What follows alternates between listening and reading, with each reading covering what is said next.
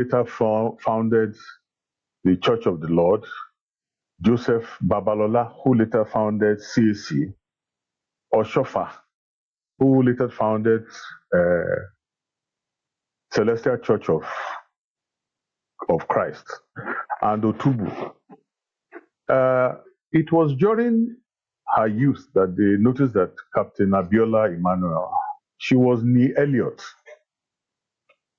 They noticed that she was a very gifted person spiritually, and they took her to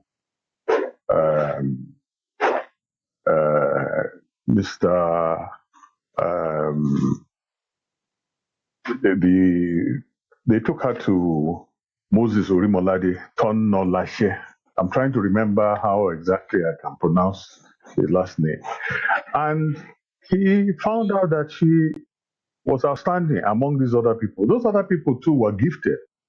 But Captain Abiodun Emmanuel was the first person who went into a trance. It happened at Victoria Land, Bar Beach, where we call Bar Beach. And she started performing talking in tongues, and a few other things that were so remarkable. So Moses Orimolade took to her early and knew that if this movement was to go forward, he had to hand it over to Captain Abiodun Emmanuel, and she became his favorite. That was the basis for the church for many people to leave. Oshitelu left and went to Ogiri and founded Church of the Lord. Joseph Babalola left and went and founded Church CAC, Christ Apostolic Church. And later, Oshofa left and found Celestial Church of Christ. Captain Abiodun was the person that Moses Orimolade handed over the Church of the Lord, the Cherubim and Seraphim Church to. At the time, Otubu was very annoyed with that decision, but Moses Orimolade stuck to his decision. And it was during Captain Abiodun's time that many of the elites in Nigeria started to openly become identified with the church. I can mention names of many people, from the head of state, young head of state in the 60s, Gawan, to even the governor of Lagos, Mobolaji Johnson. His mother was a very prominent member. And like my mother, and my mother too, she grew up, she later became the matron at UCH. It was common knowledge that she was an Aladura. She didn't bring it to work, but she lived in the compound, and when she was going to her church in Ibadan, she went to a church which was a branch of the Church of the Lord, Union Church of the Lord, led by one lady, Mrs. Laguju, married to an Ijesha man. And she felt comfortable with him. But when she was in Lagos, she was always with Captain Abiodun Emmanuel. Then Captain Abiodun Emmanuel was brought a 6-year-old boy from Ijebu. He was a midget, Ogapupo. They called him Heli Jabba. He couldn't stay in school because he was seeing things and he couldn't keep quiet, he couldn't control it. So she mentored him. But later, about 1972, they had a falling out, and he left the church and went to form the Church of Jah. So what I want us to take out of this is that a lot of all the white garment churches started from the Cherubim and Seraphim. And the person who really brought it to prominence was Captain Abiodun Emmanuel. Because Moses Orimolade, he gained his power to walk. And he died a long time ago. I don't know when exactly. But Captain Abiodun Emmanuel led it. Even among the men, she was a very tough person, but you felt a lot of presence and strength around her. And I remember seeing her so many occasions. She took very special care of me in particular because I was the eldest son of a very prominent person in Nigeria. So I know what the Church of the Aladura did for my spirituality. I'm still very spiritual.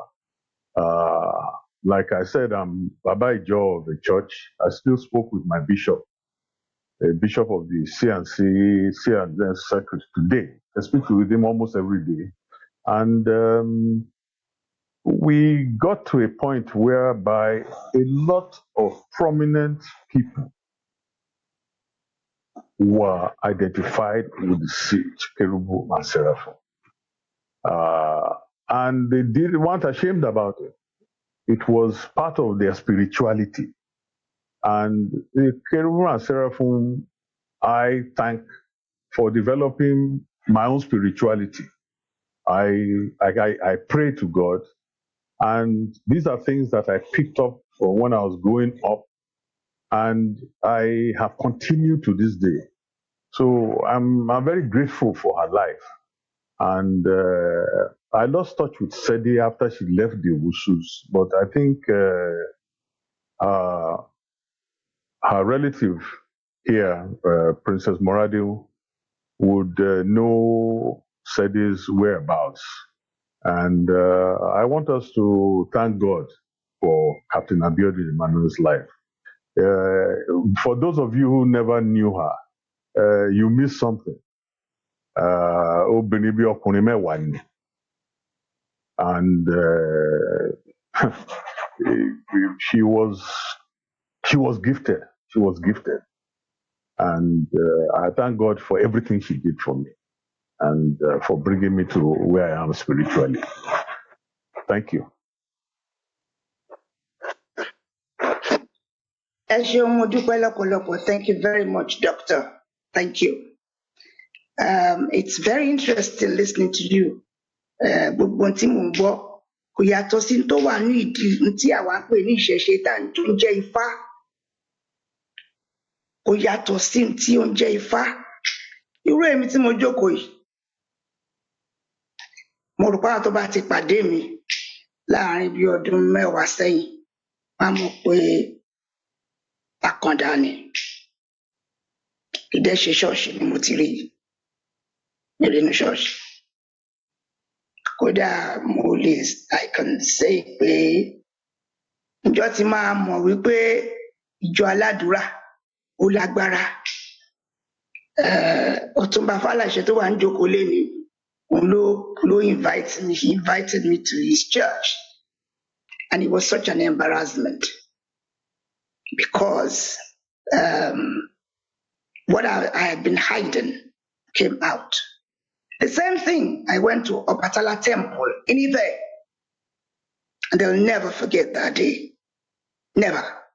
So there's something about Emimo. When I started, Emimimo, Emitomo, Emi Otito, Emi Ododo, kò síbi tí ẹ̀mí yẹn ò sí, kò síbi tí ẹ̀mí yẹn ò sí. Ẹ̀mí tí wọ́n ní níṣẹ́ ni. From what you've kindly shared with us, there was once upon a time a gentleman called Mose Orimolade. From what you've told us, inú ìṣẹ̀ṣe náà bí sí, inú ìṣẹ̀ṣe náà bí sí. Ìdílé olóòṣà ló ti wá, ìdílé tí wọ́n ti ń lo charms ló ti wá. He came from a background where there was power from his ancestral background. And from what you've told us, one day he spoke from the inside and suggested, well, he offered to help his mother. That didn't come from a church. Didn't come from a church. What we call Ifa, I'm an Ifa priestess. I hear the voice and I see clearly, without any doubt. Often I'm surprised. I won't actually tell you how I came about Captain Abiodun Emmanuel through a session had with Princess Muradun. Today is the day of truth. It's not a day of hiding anything for the Yoruba people. They are so secretive about who they are, very secretive. And I recall very clearly that often they don't boldly talk about their encounters. Thank you, Doctor, for sharing with us your encounters of Captain Abiodun Emmanuel. I have to say, when I posted invitation out, I had lots of calls from so many different people. And this evening, before we started, I had two people. The studio would be able to testify to this earlier on today. The gentleman in the studio, Mr. Thomas, said, "Oh, we should find somebody who should do praise and worship for us." The first so-called white garment pastor. As soon as he heard Irelu, he said he wasn't hearing what we were talking about. So he ran away. The second one, likewise, misunderstanding about the world of the spirits. To whom does it belong? Who is eligible to be able to be the spokesperson, a vehicle for the world of the unseen? I'm a direct biological descendant of Shango. When you see people displaying Shango, the Egun was because he had huge powers descended from one generation to another. I shan't expand any further other than to say, tonight, please widen your thoughts. Widen your thoughts. There are many people who belong to the white garment movement, not necessarily the one generally seen as led by Christianity. And what is Christianity? Because again, I remember being taken by the Spirit to a church in Agege where they were having a revival. I turned up as Ulorisha, as I always dress. From 27 years ago. 27 years ago, I don't wear anything else. I turned up and I recall singing, Jesu Femi Mo Mobe, Bíbélì ló sọ fún mi, tìrẹ làwọn ọmọdé, wọn kò lágbára omi. Jésù fẹ́ mi, Jésù fẹ́ mi, Jésù fẹ́ mi, Bíbélì sọ fún mi. The whole congregation, they were shocked. They didn't expect it from Olorisha. Who was Jesus? If you have a Bible, please go to Psalm 16, verse 6. What is it telling us? Psalm 16, verse 6. So if the lines have fallen to me in pleasant places, yes, I have a good inheritance. Ẹ dákun ẹ tún ka ẹ sọ Yorùbá fún mi. Dókítà, ẹ bá mi ṣí kinní yẹn torí òyìnbó yìí. Ẹ bá mi sọ sí Yorùbá. Kí ló wí? Ẹ bá mi wá Bíbélì Yorùbá. Kí ló wí? Bíbélì ọwọ́ mi, Bíbélì olóyìnbó ni. Kí ló wí? Ẹ bá mi sọ yẹn sí Yorùbá. Ó dà, ẹ fún mi láyè kí n lọ mú tèmi máa transfer. Ṣé ríran? Ẹ má gbàgbé yẹn o. Èmi tí mo jókòó yìí, ṣó ti yẹ yín? Ó dàbí ẹni pé ó yẹ kó yé wa lẹ́yìn pé abẹ́ẹ̀gbọ́ mo ní Jésù fẹ́ mi. Ṣọ́ọ̀ṣì tí mo lọ ní Agége yìí, nígbà tí mo débẹ̀, wọ́n sá fún mi. Gbogbo ṣọ́ọ̀ṣì sá fún mi lágége. Ṣọ́ọ̀ṣì Kérúbù and Seraphim ni wọ́n jù mí sílẹ̀ nínú píù wọn, wọ́n ń wò mí. Ń wò yá ni mo ní mo fẹ́ sọ̀rọ̀. Wọ́n wá ń wo lóòṣà. Misunderstanding. Ṣé ẹ̀mí mẹ́wàá ló wà láyé ni? Ṣé ẹ̀mí tó wà láyé ṣé ara ẹnìkan tí ó lágbára ju Olódùmarè lọ. Ó yá kí ló sọ ibi tí mo gbé fún yẹn? Kí ni Psalm Bíbélì yẹn sọ? 16. Tọ́jú mi fún Olúwa, ìwọ ni mo gbẹ́kẹ̀lé. That's verse 1. I gave you a particular section. Please 16, tell him. 16, Psalm 16, verse 6. Verse 6. The lines have The fallen lines for have me. fallen to me. Yorùbá ni mo fẹ́. Yorùbá. Okay. Ọ̀nà ti ṣubú síbi tó dára púpọ̀. Bẹ́ẹ̀ ni, mo ní inheritance. Kí ni Yorùbá fún inheritance? Ogún. Mo ti jogún ohun tó dára. Mo ti jogún tó dára. Ẹ̀mí àjíǹde jogún ohun tó dára lọ́wọ́ Ṣàngó. Bẹ́ẹ̀ ni mo wí. Ẹ̀mí tí ó mọ́, ẹ̀mí tí ń ríran, ẹ̀mí tó rí Captain Abiodun níbi tó gbàgbé ẹ̀ sí àwọn Aládùá. Ọ̀dọ̀ Ṣàngó lèmi ti jogún ẹ̀. Torí pé ìpele bá ṣe ń jogún ẹ̀ nídìílé tèmi nìyẹn. Àwọn tí bàbá mi lẹ́wù yẹn first son ló jogún ẹ̀. Sẹ́ẹ̀tì tèmi èmi ni first daughter èmi mo jogún ẹ̀. Ẹ jẹ́ ká tẹ̀síwájú. Iṣẹ́ rí mo ní kẹta Yorùbá yìí ṣùgbọ́n ẹ̀ka dáadáa fún mi. Ọ̀túnba Fálàṣẹ ẹ bá mi wá Bíbélì Yorùbá tó dáa tí ẹni tó Yorùbá dán mọ́rán lẹ́nu ẹ̀. Wọ́n ṣe fún mi nìyẹn. Wọ́n ní orin Dáfídì. Yorùbá ẹ jẹ́ ń lọ mú ti Yorùbá tó ń bú ló wà níbí màá lọ mú ti Yorùbá. Mo ti ráyọ̀ nínú Jésù, hallelujah. Ọba mímọ́ ló fi bẹ̀rẹ̀ mi padà. Títí ayé lèmi ó máa ṣàfẹ́rí rẹ̀. Olúwa Olódùmarè o. Ọ̀rúnmìlà tí wọ́n ń pè ní Ifá kò fi ọ̀pẹ̀lẹ̀ wo nǹkan kan. Kò fi kí wo nǹkan kan. Ó ń gbóhùn tó ríran ni. A pọ̀ bẹ́ẹ̀ tá à ń gbóhùn tá à ń ríran. The late Araba of Ifẹ̀, bàbá Awóre ní ó ń gbóhùn ríran ni. Kò nídìí ọ̀pẹ̀lẹ̀, kò nídìí àrìndínlógún, kò nídìí obì. Ó ń gbóhùn straight ni.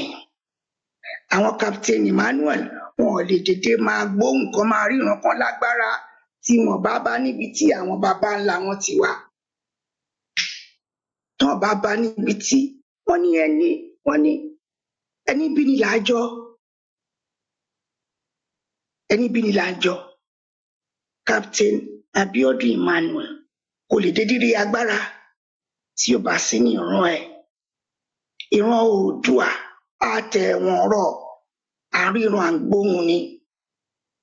Ọ̀rànmíyàn ibi tẹ́mi ti ṣẹ̀ alágbára ni. Ẹ jẹ́ kó máa yé wa àwa ọmọ káàárọ̀ oòjíire pé ibi tí wọ́n ti bí wa ibi alágbára láti wá. Ọ̀pọ̀lọpọ̀ wa ló ń gbóhùn, ọ̀pọ̀lọpọ̀ wa ló ń ríran, ọ̀pọ̀lọpọ̀ wa ló jẹ́ wí bẹ́ẹ̀ jẹ́ bẹ́ẹ̀. Láàárín wa àmú ewé dání a máa gbóhùn ẹ̀ báyìí. A ní kí ewé yẹn ṣiṣẹ́ á dẹ̀ ṣiṣẹ́. Olódùmarè ṣiṣẹ́ nìyẹn. Ṣé wọ́n ti bá a rí Bíbélì Yorùbá wá? Torí ọ̀rọ̀ inheritance, ọ̀rọ̀ ogún ni ó ń sọ, ọ̀dẹ̀ fẹ́ ká sọ kó yé wa. Ọ̀rọ̀ ogún ló ń sọ, kí ló ń jogún, kí ló là jogún? Kí ló là jogún ẹ dákun? Please read in English again. Perhaps I will be able to help. Yes, ma'am. The lines have fallen to me pleasant places. Yes, I have a good inheritance. Yes, I have a good inheritance. Olúwo ṣe. Ẹni tí ò bá ní good inheritance, kó jọ kó náwó kiri. Èmi Àjú, mo ní good inheritance. Mò ń rí, mò ń gbọ́, mò ń wí bẹ́ẹ̀. Ẹ̀rù dẹ̀ ń ba àwọn tó ń gbóhùn mi. bẹ́ẹ̀ ni mo wí. Bọ́sọ̀tọ̀ mi. Olódùmarè o ṣeun, Olódùmarè o ṣeun. Ìrandíran bàbá mi ń gbóhùn ríran ni. Mi ò rí inú ṣọ́ọ̀ṣì o, inú ṣọ́ọ̀ṣì kan ni mo ti rí. No, no. Kò dẹ̀ wá dìgbà tó bá lọ ṣọ́ọ̀ṣì kó tó gbóhùn kó tó ríran. Ní UK, àìmọye èèyàn ló wà ni wọ́n mistakenly sọ pé bó ṣe ń gbóhùn yẹn nǹkan kan ń ṣe. Ẹ jẹ́ ká tẹ̀síwájú. Ẹ jẹ́ àwọn alàgbà Samson ti dáàrin wa. Àwọn ni àlejò mi kejì tí mo fẹ́ kàn sọ̀rọ̀. Ó dàbí ẹni pé kò ṣiṣẹ́, ó dàbí ẹni pé wọn ò ráyè wọlé. Ó dà. Ẹ jẹ́ ká tẹ̀síwájú. Ọmọọba Princess Múradéhùn Adédoyin. Ẹ jọ̀wọ́ ẹ bá mi sọ ní òyìnbó àti Yorùbá kí ló mú wa tá a jókòó lénìí. Ẹ bá mi sọ fún gbogbo àwọn tó ń gbọ́ mi káàkiri àgbáyé kí ló dé tá a jókòó lórúkọ Captain Abiodun Emmanuel lénìí. Yes, ma. Ẹ ṣeun, olùtún àṣẹ mo fi orí adé mo tún fi kí yín lẹ́ẹ̀kan sọ. Ẹ ṣeun, ẹ kú àgbà, ẹ kú ìmúlédúró, kú ohun, ẹ kú iṣẹ́ tí Olódùmarè rán yín tí ẹ sì fara jẹ́ iṣẹ́ náà. Orí ọ̀pọ̀lọpọ̀ ni a máa pè tí ò ní jẹ́ iṣẹ́ yẹn tàbí tí ò ní fẹ́ fara sí. Mo kí yín, mo dúpẹ́ lọ́pọ̀lọpọ̀. Ọ̀rọ̀ yìí ó ti bẹ̀rẹ̀ láti 2015. Ó ń ṣe mi pàápàá ní kàyéfì. I want to salute Honorable Iruntuashaju for being a leader, a mother, someone who's there to serve with her heart, as Oludumare has chosen her to do. As I said, there are many of us who are called and who are chosen, and we kind of wiggle out of it because of fear, because we don't understand, or because we just couldn't be bothered. But I really want to thank you because I think after my father, the prince, passed, you were the next person I was able to connect with to discuss some pertinent personal matters. And therefore, to me personally, you are a gift. To me personally, and I believe you're a gift to Iran as well. Our journey started, well, we've known each other for many years when you were still in politics.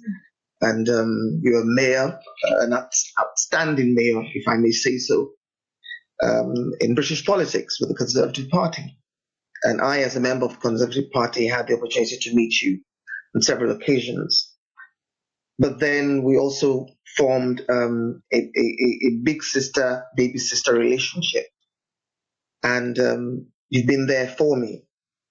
So in 2015, we had one of our conversations, totally unrelated matter we were discussing.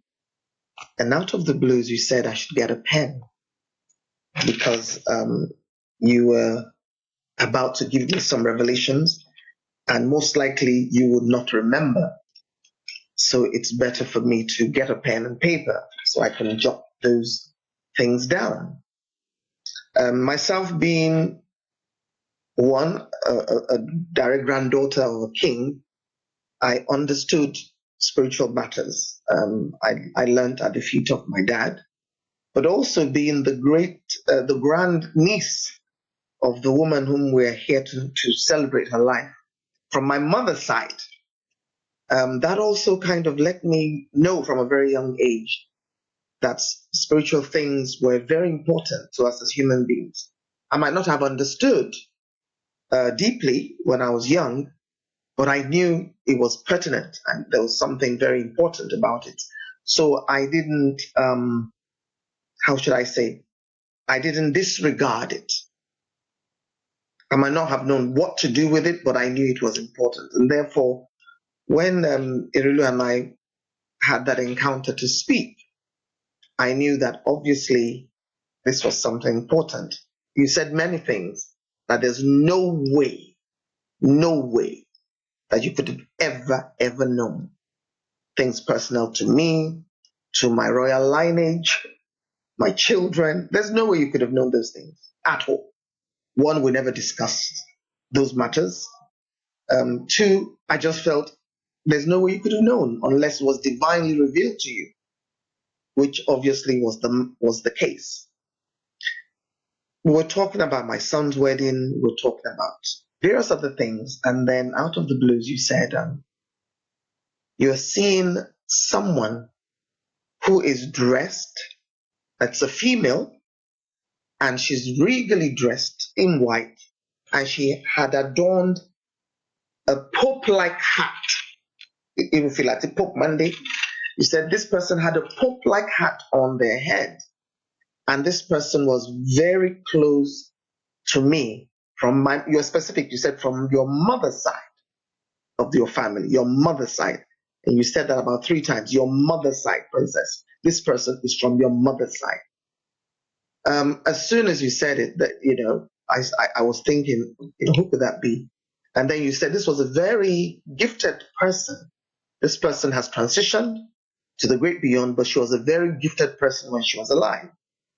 And there's a message that she has for me personally. And there's also a wider and greater message for the white garment churches, specifically the Yoruba. And you said that, was I aware that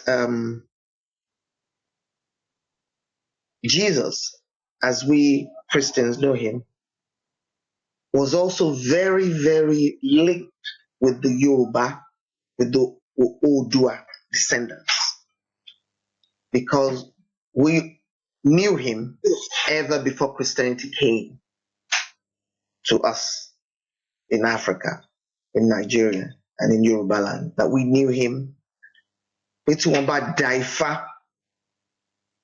Toba Kifayan, Waki, and T.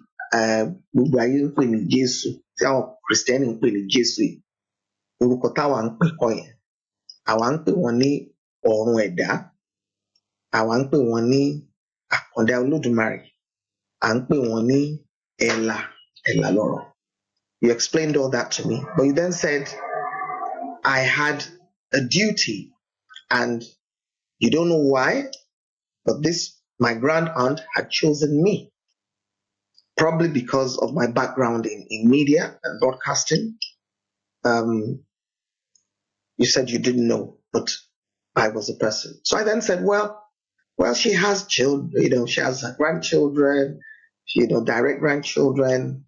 You said, well, you don't know about that. All you know is this is the message. And I was supposed to start doing the research about what was the purpose of the Aladura society, the Aladura movement, the KNS church, particularly how it affects us as Omodua. And you kept saying, not the practice, the purpose. He said, because the practice, according to what this woman was telling you, the practice had been bastardized. Everybody was doing their own thing. But it's the purpose. What was the purpose? Why did Olodumare, God Almighty, why did he bring about that movement back then when he did? Through this man, Baba Musiri Molade. There was a reason. And that if I recollect, the KNS movement, the KNS society was very Yoruba. It was to do with Omodua.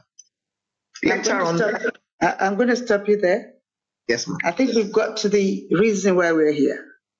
Today, we are being called upon as descendants of Oduduwa, wherever we may be, to recognize the KNS, Aladura movement, as a devolved down responsibility with the purpose we must re-establish. Just as I'm talking to you, I can see coconut just breaking into pieces, totally broken into pieces. when coconut is broken into pieces. The question is, can we pick the pieces again and put them back? I can see coconut, broken, Mori Agbon, Ofokani, Ofoka, Oshiwa Foka in Joshisha. Olódùmarè ọba tó ń ṣe ohun gbogbo ilẹ̀ mo ní kó wá jẹ ni wọ́n nítorí ta ni àwọn òkú ọ̀run ń bínú ìwàkiwà àwọn nǹkan tí wọ́n fi rán wọn láwọn làwọn fi ń jẹṣẹ́ àwọn òkú ọ̀run ẹ dákun ǹjẹ́ láyé ìgbà wọn àwọn aládùúrà àti òkú ọ̀run ǹjẹ́ wọ́n ní àjọṣepọ̀ rárá àwọn aládùúrà àtàwọn òkú ọ̀run ǹjẹ́ wọ́n lájọṣepọ̀ rárá. Let me put this into English. I want us to cast our memories back to the Aladuras. The Aladuras. Aladura kì í ní ṣọ́ọ̀ṣì, orí iyanrìn náà ń jókòó sí, etí òkun náà ń dúró sí. Ancient Aladura, ẹ dákun bo ní ṣọ́ọ̀ṣì wọn wà. When we look at it, I'm sure Dr. Abiodun will be able to help us. I don't have any idea. I remember asking time and time again. I'm still saying there's a building in Ebute Metta that belongs to KNS. So let's look at the purpose. The purpose. I think we need to. I especially invited Alagba Kutuba. I don't know if he has arrived. He has not. Because I want us to go down to this issue of the purpose. Are you sure he's still here? He may have stepped out for a moment. He just sent me a message that he's on now. Okay. Now, I think I want to bring Otumba Kutubo in to see if he can help us. The purpose of KNS. Over to you.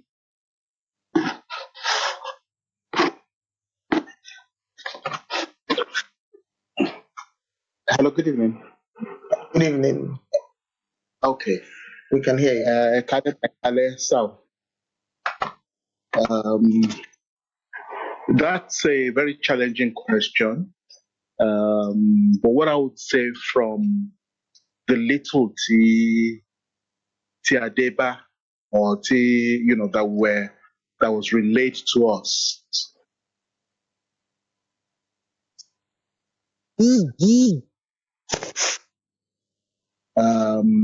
A lot, well, of what Nigba and what Thomas Baby evil.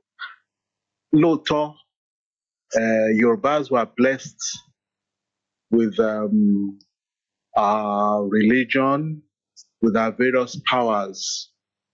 Ó dàbí pé there were times where those powers were not necessarily used in the positive sense. They were being used being gbà pé a fi ń ṣèkà fúnra wa, whereas ó yẹ ká fi máa ran ara wa lọ́wọ́. So I believe that one of the reasons tí wọ́n fi ní àbí tí àwọn Mozorimolade àti Captain Abiodun tó fi jẹ́ pé wọ́n jọ ṣiṣẹ́ pọ̀, part of their major message ni pé was to try and make sure pé things were being done in a positive manner.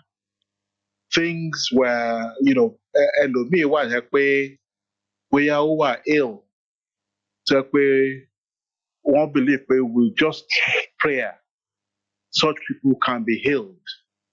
Wọ́n need láti sọ pé bóyá wọ́n máa tún lọ sí ọ̀dọ̀ àwọn èèyàn tẹ́ pé rather than pé content tún ràn wọ́n lọ́wọ́, ìṣe ni wọ́n tún dákún issue wọn.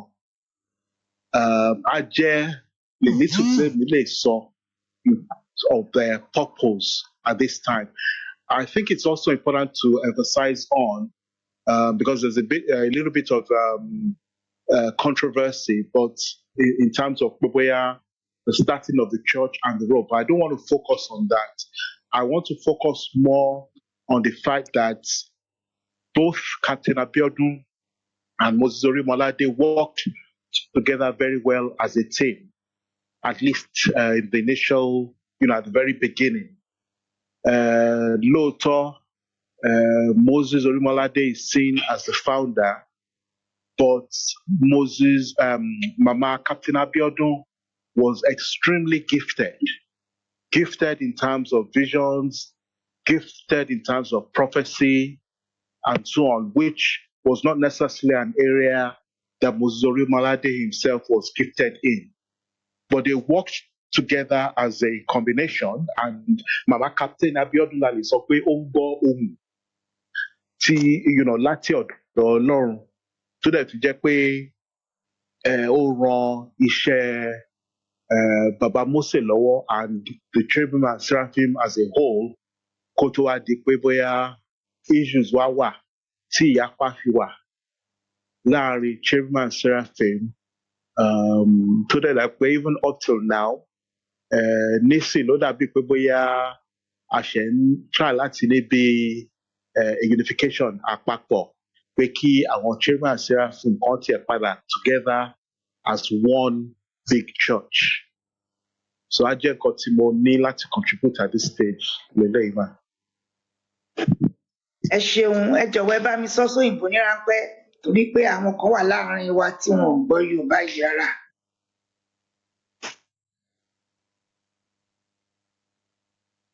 Ṣé mi máa bí princess? Ẹ̀yin ni o, ẹ̀yin náà ni ẹ̀yin lẹ máa bá mi sọ sí èbó. Ṣé mi ní? Please just a synopsis of what you've just said. Okay.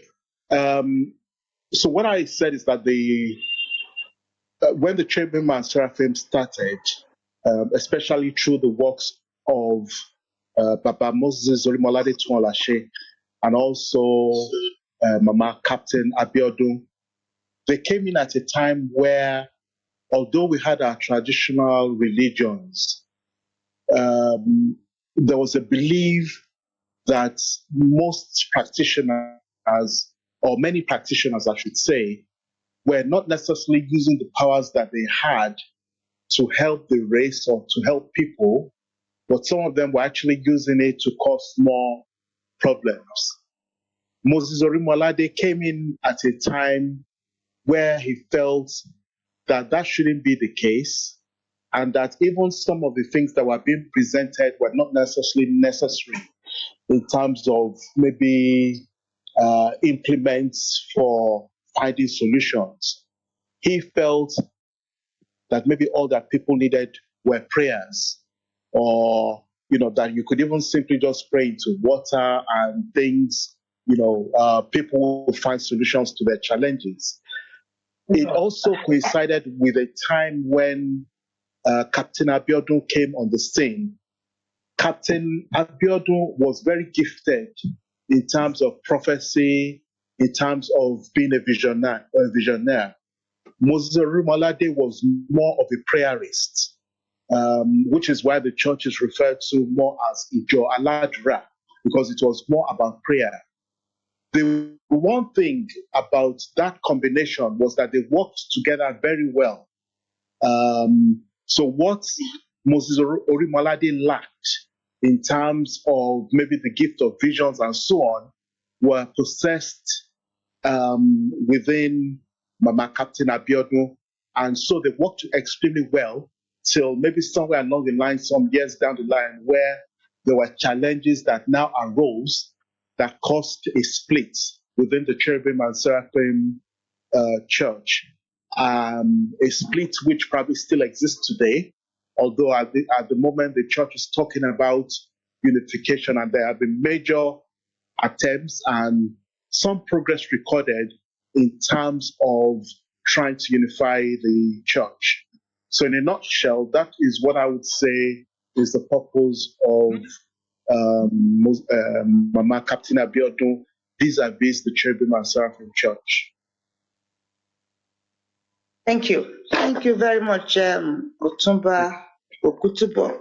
As you were talking to me, I've just encountered Apa. Please don't go.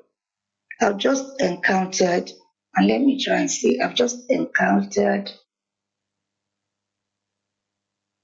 Papa Fakeye, Papa Ifakeye, Ifakeye. Can you tell us a little bit about Papa Ifakeye and his role reference the traditional Yoruba institution?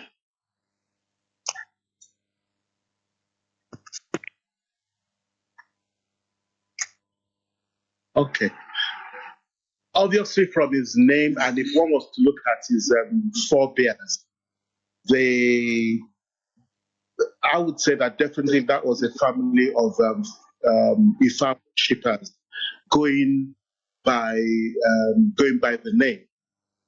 One thing I do know in terms of, at least because I did worship, under his leadership for a number of years, and I know that they came in, and I say they because he and a few other people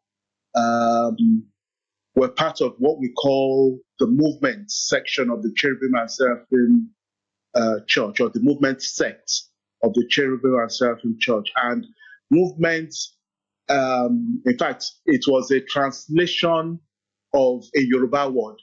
So what they were really trying to say was Onitesiwaju. So the appropriate word would have been progressive. What were they progressing from? Progressing from the fact that, okay, Cherubim and Seraphim Church does exist, but somewhere along the line, there had been a mixture of traditional worship and Christianity within the Cherubim and Seraphim Church. Baba Fakaye and others linked to him were of the belief that there's no need to mix traditional religion and Christianity. In fact, he and the others were of the view that all that was needed was the Bible, was water, was olive oil. And he began to question certain things, that if certain things are not in the Bible, then we need to have a second look into it. I think it is not unusual that when you look at religion in various countries around the world, there's a tendency to mix culture with religion. And so what had happened somewhere along the line was that culture was found its way into religion, which is not necessarily a bad thing. But I think what Baba Fake really tried to do was try to de-emphasize culture to an extent from Christianity. And that was the whole purpose. And I think that was what his ministry was mainly about. He was a prophet. He was gifted. And he was also a prayerist as well. Thank you, ma'am. Thank you very much. But as you said that, what about reconciliation? What about reconciliation? If you're at home watching us or you are in the Zoom arena, we've just come across the most important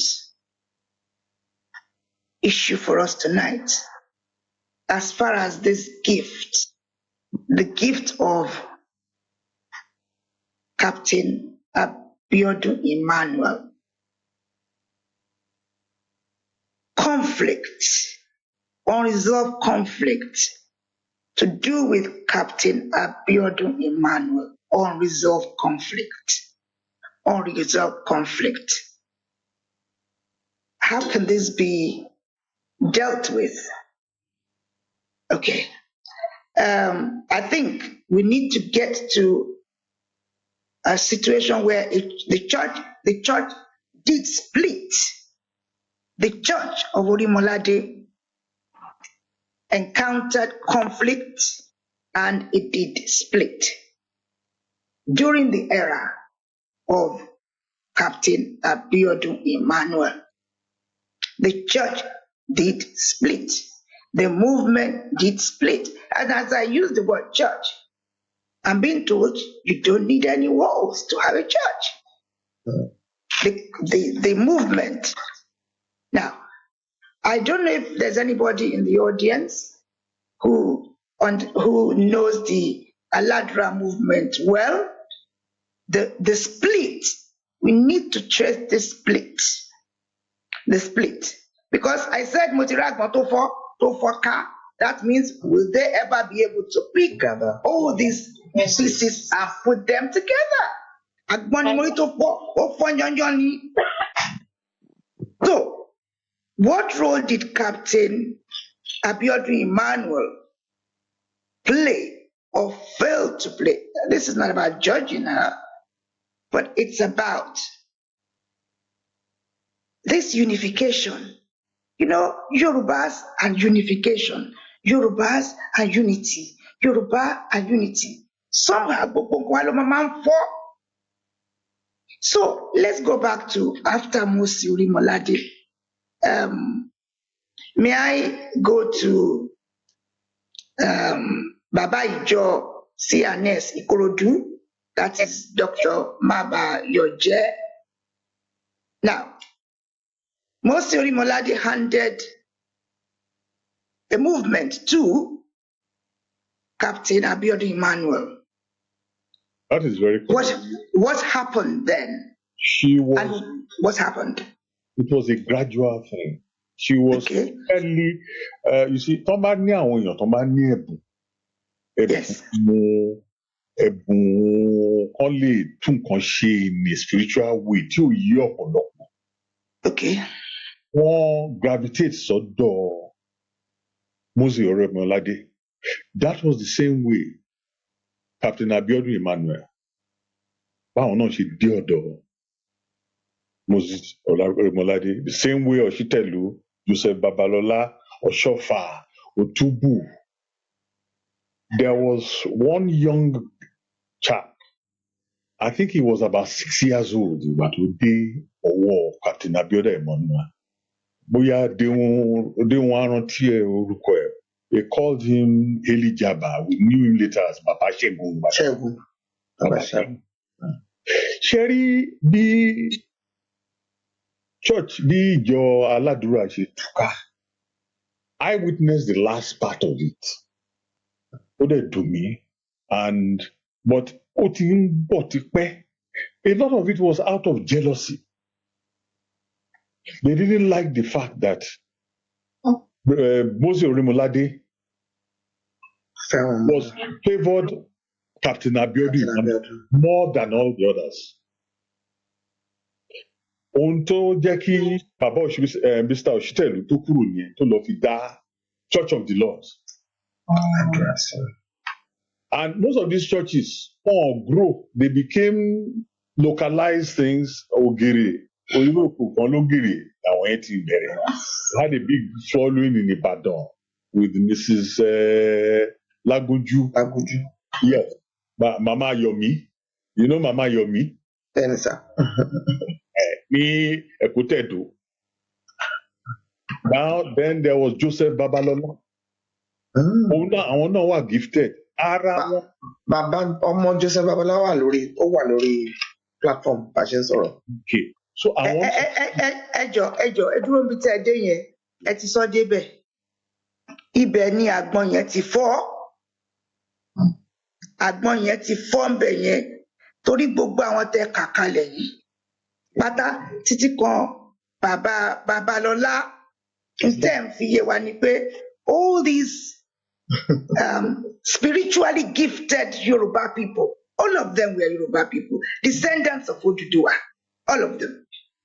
They were under Mose Orimolade's own spiritual guide. Yeah. And at some point, Mose Orimolade departed.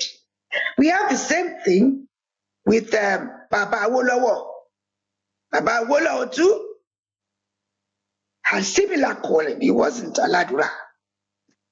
So let's focus on the Aladura. All these people then decided to go and set up their own ministry.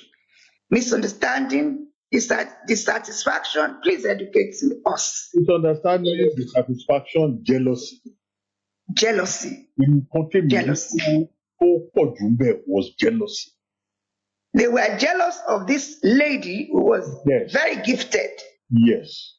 Okay. So they then moved. And they Can didn't I stop you? Is that why Aladura churches are Aladura churches led by females? You have female leaders still in Aladura movement? Not many. At that time, there was Captain Abiodun Emmanuel. There was another lady, like the Union Church of the Lord, Mrs. Labujumbada. Those were the only two female leaders that I knew. But from what I was told and what I could gather, àwọn Òṣìtẹ̀lú, Babalola, Oshofa, they did not believe that the church should be headed by a woman. Now you are talking. Thank you. They did not believe that it should be headed by a woman. Thank you. And they reject. Can I stop you there? It's very important. We are looking at the fact that I saw this coconut that has broken into pieces, right? And we'll be looking at why this coconut has broken into pieces. And basically, we are looking at a female, a highly gifted female. Now, I'm now picking up a shofar. I'm picking up a shofar. That one too is broken into pieces.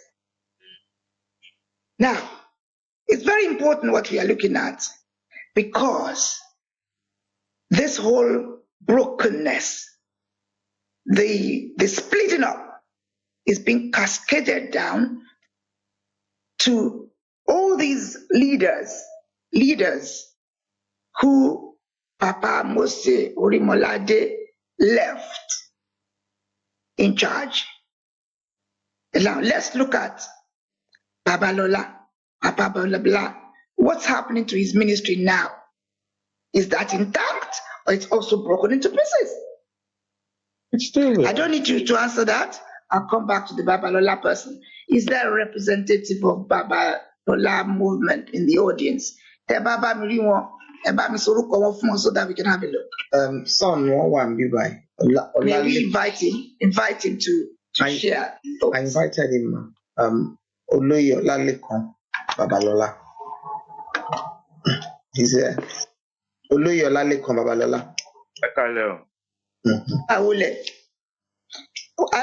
will beg of you to speak English, because I have people from New York who have just joined us. I have people from Jamaica who have just joined us. So I will ask you to please communicate in English. Thank you. What to you, Oloyo Lalekon? Well, my father wasn't born into Christianity. My father came to Lagos through my mother. My mother was part of the Wesley Methodist Church from Ikperu, the Agbomagbe family. And my father managed to meet this holy lady in Okesuno. And my father was an accordion player. So my father was a very strong disciple of Captain Abiodun in Okesuno, Lagos Island. And my father contributed to a lot of the Cherubim and Seraphim songs. And I was born into Cherubim and Seraphim in 1960 in Lagos Island. Lagos Island General Maternity Hospital. So it's not far to Okesuno. And Kogberegbe, Òṣìtẹ̀lú, Ike Dairo. My father taught Ike Dairo how to play accordion, from writing a lot of the Cherubim and Seraphim songs.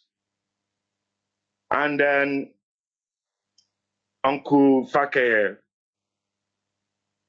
was, I think it was my father's junior in Kiriji College. Kiriji College would be like your Eaton College of the Western region in those days. So my father went to Kiriji College. And, Tunde Amuludun, Tunde Ajije Duidun his father was part of my father's colleague who were Captain Abiodun, Lagos boys then. So then my father, I don't know what happened. Then suddenly my father started his church in Agege.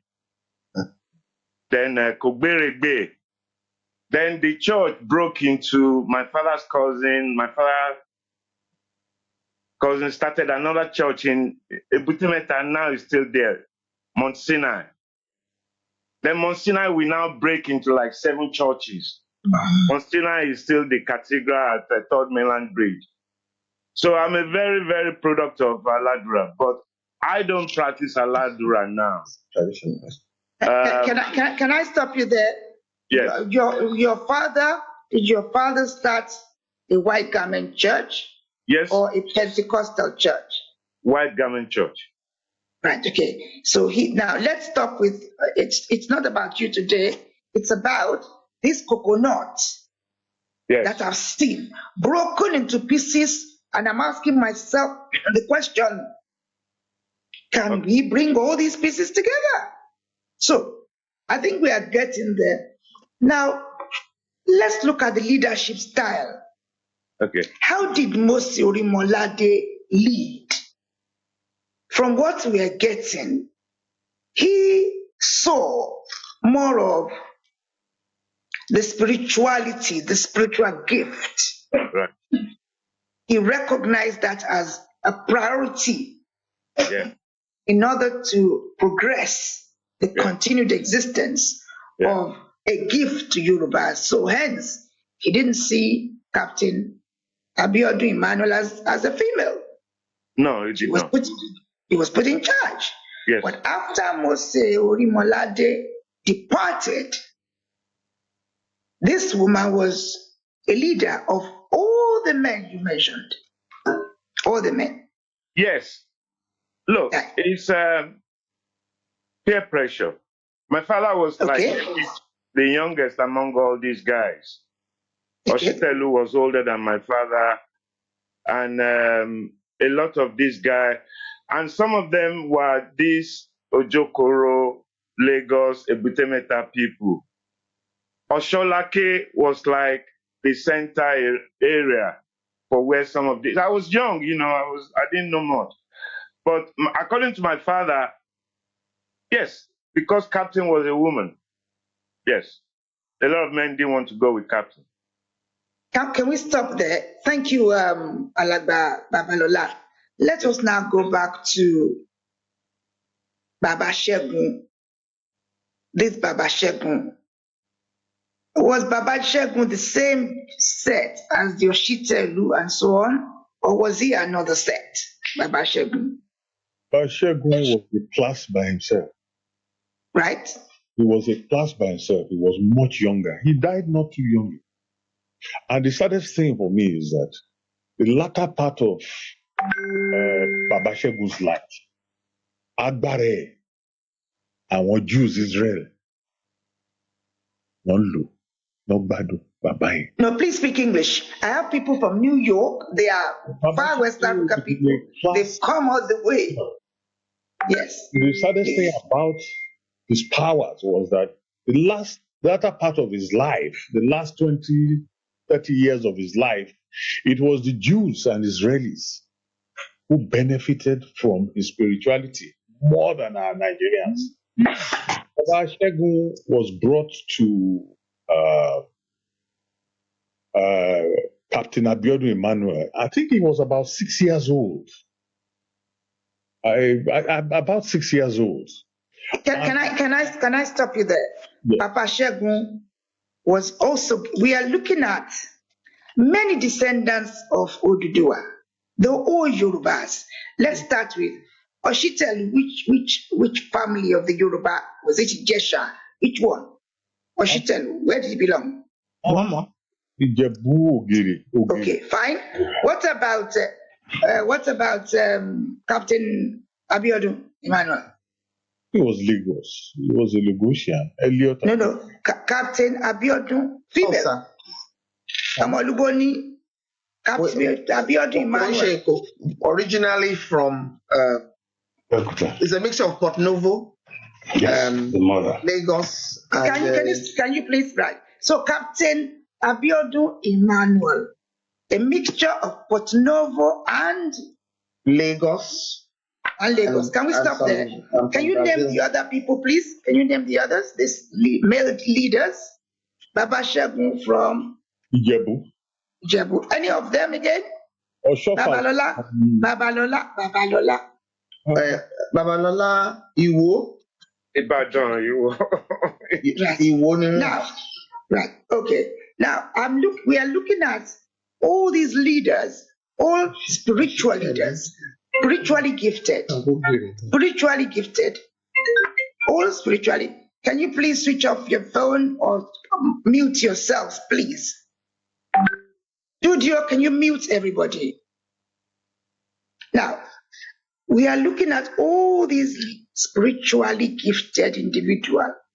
None of them appeared to me. Certainly, Mose Orimolade was not a Christian before he became a powerful man. He was not a Christian. He was not. Now, please correct me. Well, Baba Shegun was brought from somewhere to the same movement. Was he a Christian? No. Right. Let's go to Babalola. Was Babalola a Christian before? It looks to me as if Mose Orimolade's ministry seems to have been welcoming all these gifted descendants of Ishembaye, Awolorisha, Awonifa. All these gifted people came from that background. But somehow, we are looking at the purpose of CNS, and I want us to bear that in mind. The traditional system had failed to be able to nurture the gifts of this sect. Failed. And I recall at the beginning being told, thank you, Otumba Okutubo, that the gift we had from our ancestors, traditional, they were using it to do evil. Nowadays, I think it's worse than that. There are too many crooks who knows nothing. I want to fast track it. Let's face it, Olodumare blessed descendants of Oduduwa with succession of people with spiritual gifts. They were all in the traditional sector, but as I heard earlier, they were going to use charm to harm Mose Orimolade. Now, and we can, again, don't forget, we need to establish the purpose of Aladura movement. Nígbà táwọn wúruwúru tó ń lo agbára tí Olódùmarè fún wọn láti ìṣẹ̀ṣe láti máa ṣe ìkà. They were using the powers given to our ancestors for evil. And so, Olódùmarè then gave us Mose Orimolade, who then started to use the gift of powers, of prayer.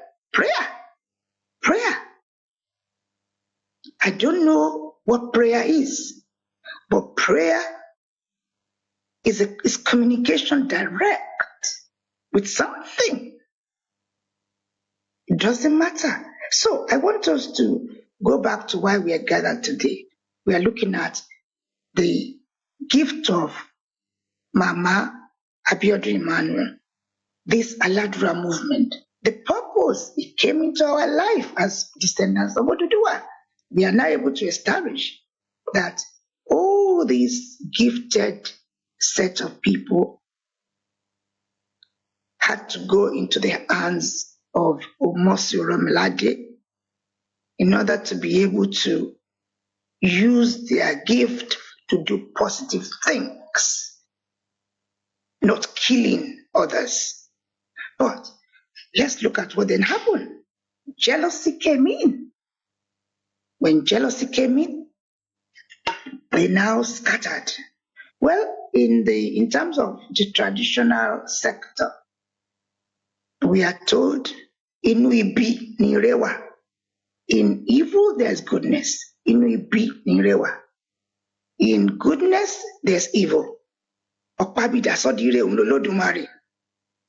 Ọ̀pábìdà sọ́dírè Olódùmarè can turn evil to good. And if Olódùmarè gives you good and you don't use good well, it will become evil.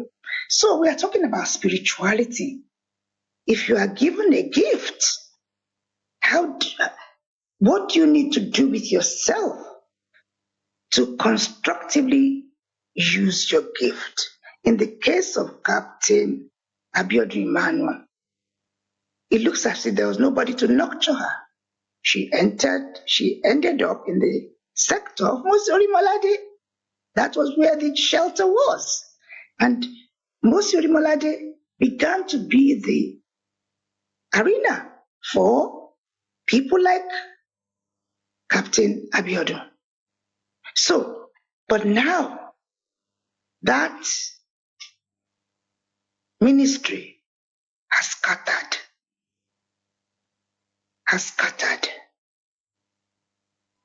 Now that the ministry has scattered, the only thing I want to ask is the purpose of this white garment.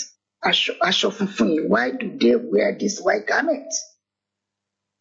Can the white garment facilitate the coming together of the broken pieces of, I'm being told there are many liars amongst them. I'm being told there are greedy people amongst them. I'm being told there are still people going to Olokun to find money. Now, money and Aladura. Did Mose Orimola, was he a wealthy man? Was he a rich man? Did he build 400 stories? Was he going around in limousine? Mose Orimola did. Was Papa Babalola very rich, making money out of the gift of Olodumare? No, it wasn't. Right, okay. Who else? Oshitelu. As he make a lot of money from it. I can see bundles of money. So it's Aladura now about money. And what role did Aladura have in the days? Because politics was around. Government was around. Let me say Baba Ijo Osiane Sikorodu. Do you recall the role, this set we are talking about? What relationship did they have with the political sector, with the government of Nigeria, or indeed the traditional government led by the Obas? Can you help the relationship between the traditional institution led by the Obas and, of course, the colonial government in place?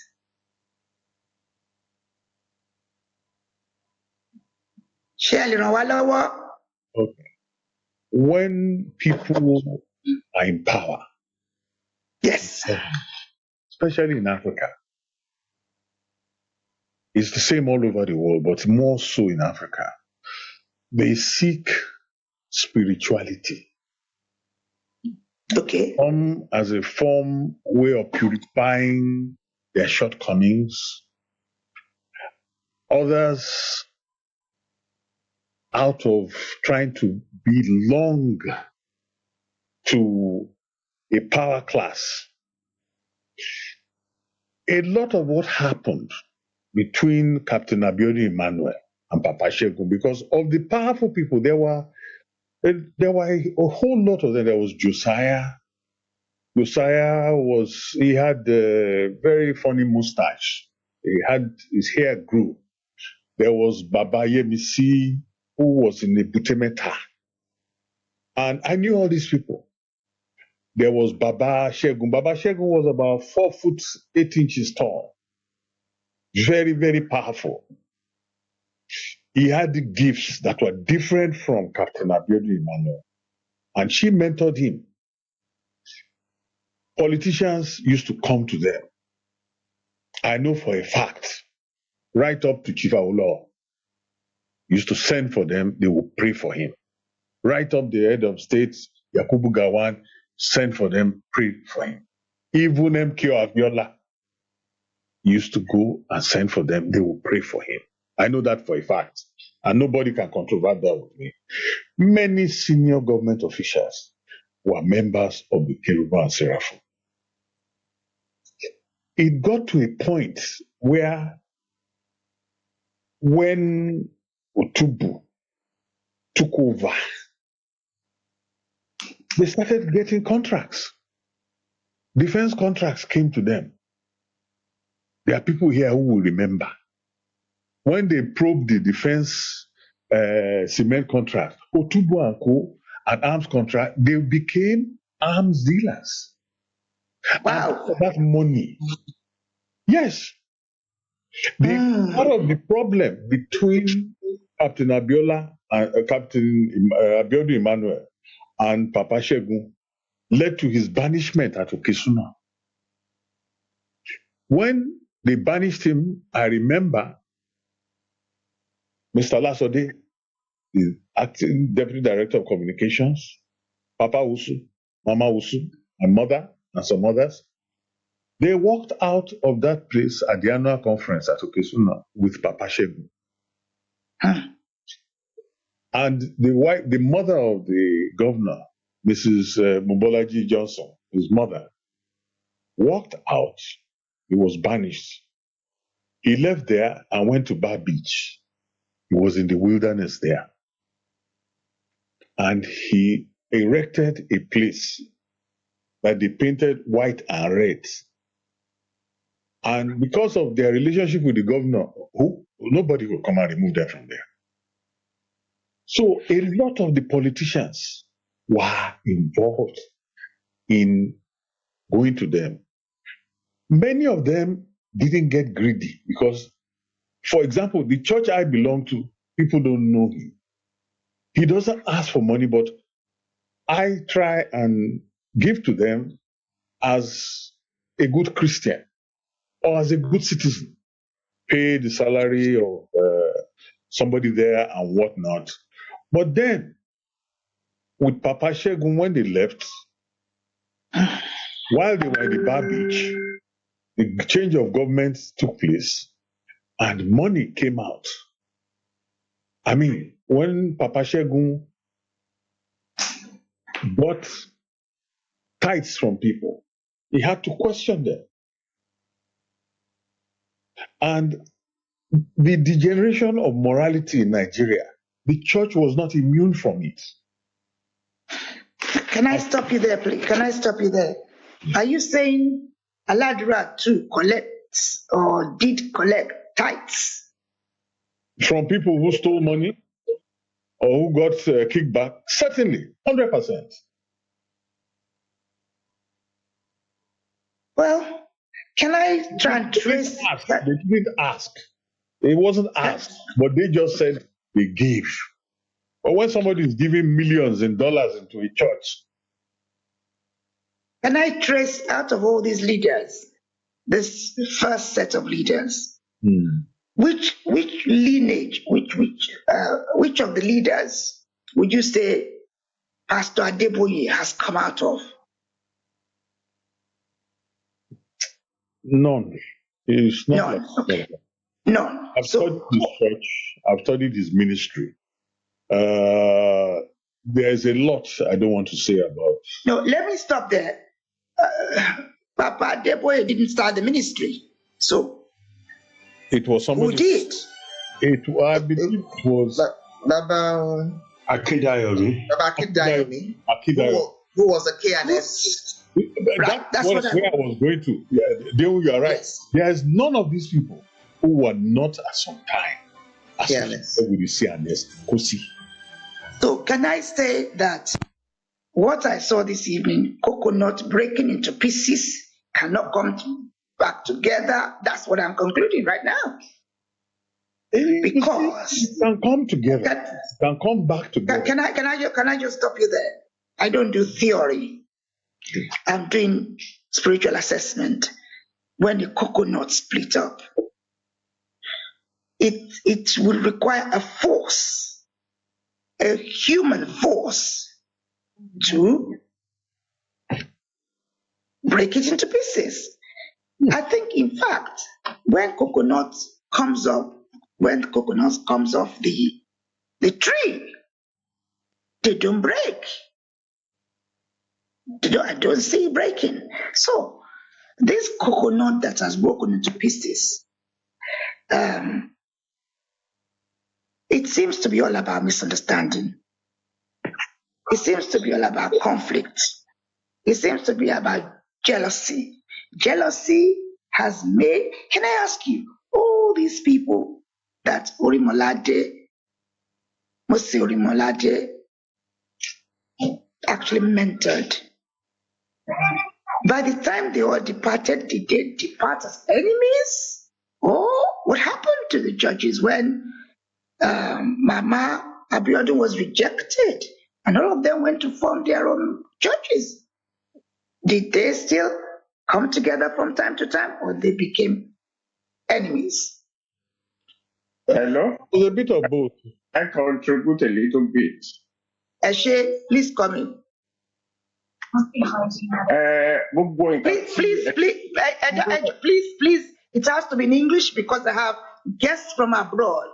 And can you please introduce yourself, sir? Thank you, sir.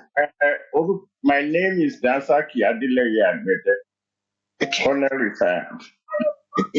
A lot of the things you have been saying today have been very wonderful and very correct. But I want to contribute that it is really not as bad as that. What I experienced, because I was quite close to quite a few of them, nobody has mentioned, my brother there has mentioned the Olubusi, Papa Olubusi at Ebute Metta. And they formed their own church. And what I observed was not much as a break. It's like a sort of decentralization, because each person wants to have his own authority. Once they get to this very highly gifted spiritual fathers, they will act there as being in a tutelage. And they gain their own strength, they gain their own spiritual ability, and they feel they too are quite capable to go and be a head or a leader in another sector. But what I did observe, because I was quite close to the son of Olubusi at Ebute Metta, and what they do usually. Can I interrupt, sir? Were you a member of Aladura? No. Okay. I'm an Anglican, pure Anglican. But Okay. I don't count religion as a do or die thing. And I have a very free mind. If you invite me to the mosque, I will go and honor you there. They even wanted me to make me a Baba at Sele. I said no, but I do contribute to all of them.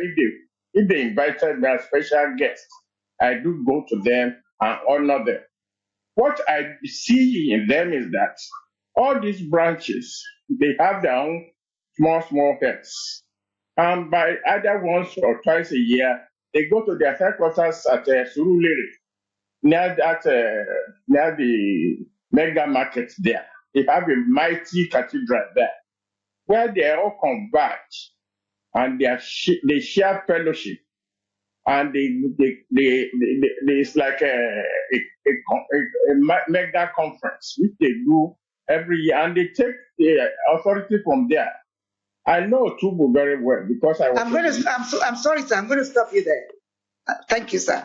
The most important point you have made is this, and I think I see clearly. If we go back to the beginning, Mose Orimolade was the beginning. Yes. And after, can you please mute everybody? Mosori Malade was the beginning. Then the ministry of Mosori Malade devolved down to Captain Abiodun Emmanuel. And all the men, powerful men, were under her. So let's say that was a training center. Let's say Mosori Malade's ministry was a training center. And so when they feel they felt they were able and qualified to get on their own, they moved out. But it doesn't sound like that from what we heard. We heard there was an incident and they all left. That's the story we have got. So it wasn't that they decided to leave, although there are always issues about people leaving one Aladura to go and set up another.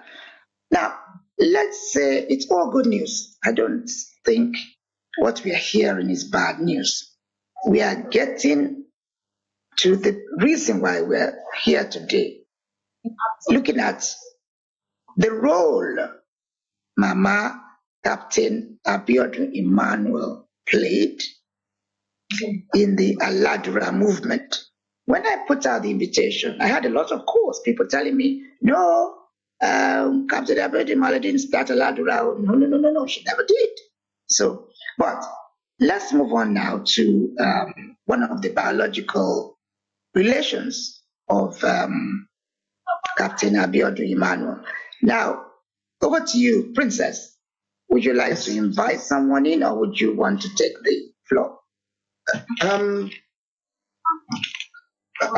trying to. I have some of my sisters online and my cousins that we were very well brought up in the midst of Mama Captain Abiodun. I'm trying to see if she's there. Can't see her.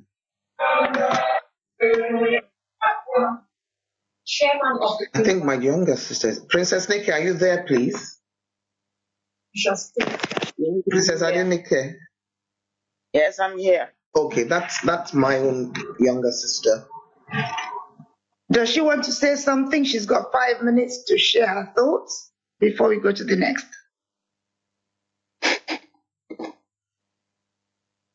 Hello, Amoba. Okay, good evening, everyone. And Ereluma Ekalema, good evening, ma'am. Good evening. Good to see you again, ma'am. And thank you. Thank you. Thank you for being there for us at all times. And thanks for the wonderful work that you're doing. I salute all my elders that are, on the platform. And I say thank you all for honoring the memory of our great aunt. I was a bit young. I didn't know too much about her, but I knew that she had a very big presence in our lives and the lives of her mother and our family, particularly on her mother's side. And all I remember of her is that pope-like heart that she adorns all the time. She always looks so regal. And I know that there's always a lot of people flocking to see her. Some even want to just touch her. So that to me sent the message that should, because I was in England most of the time, so I didn't really get to be too close to her ministry and all the works that she's been doing. So the little I know is that she is very gifted, and everybody testifies to that, and everybody would always want to go see her. I remember that they would have to like book appointments and be there and stay there from morning and all of that. And that's what those are my memories. And of course, Auntie Sede, yes, Auntie Sede is one that I can say I'm very close to her because we're in UK together and we're in Nigeria together. And I just want to say thank you. I really don't have all of the spiritual, historical things to share because I really didn't know much about that. But I am a palace girl. And so all of the things that you're saying resonates with me where Christianity and our tradition fuses or the crisscross at some point. So it all resonates with me because as much as we are Christians, we are also palace children. And so I can understand all of this that's going on. And I'm listening intently and I'm learning and I'm soaking in the history of everything that's going. So for me, this is a real good opportunity for me to learn more about my great aunt. Thank you, everyone. God bless you. Thank you, Amoba. What I would want to say, Iriluma, is our grand aunt. She had a private life, so I think that's the one that her relatives, knew a lot about. But then she was also this larger than life spiritual being who was exceptionally gifted. And being the firstborn of my parents, I saw more of that, more than my younger ones. She was a disciplinarian to the core. I'm sure Babaijo would also testify to that. She was a disciplinarian, so you couldn't mess about with her at all. She understood protocol on all levels, and she didn't spare any child that was erring. She said that it's a case of spare. You cannot spare the rod and spoil the child. She was from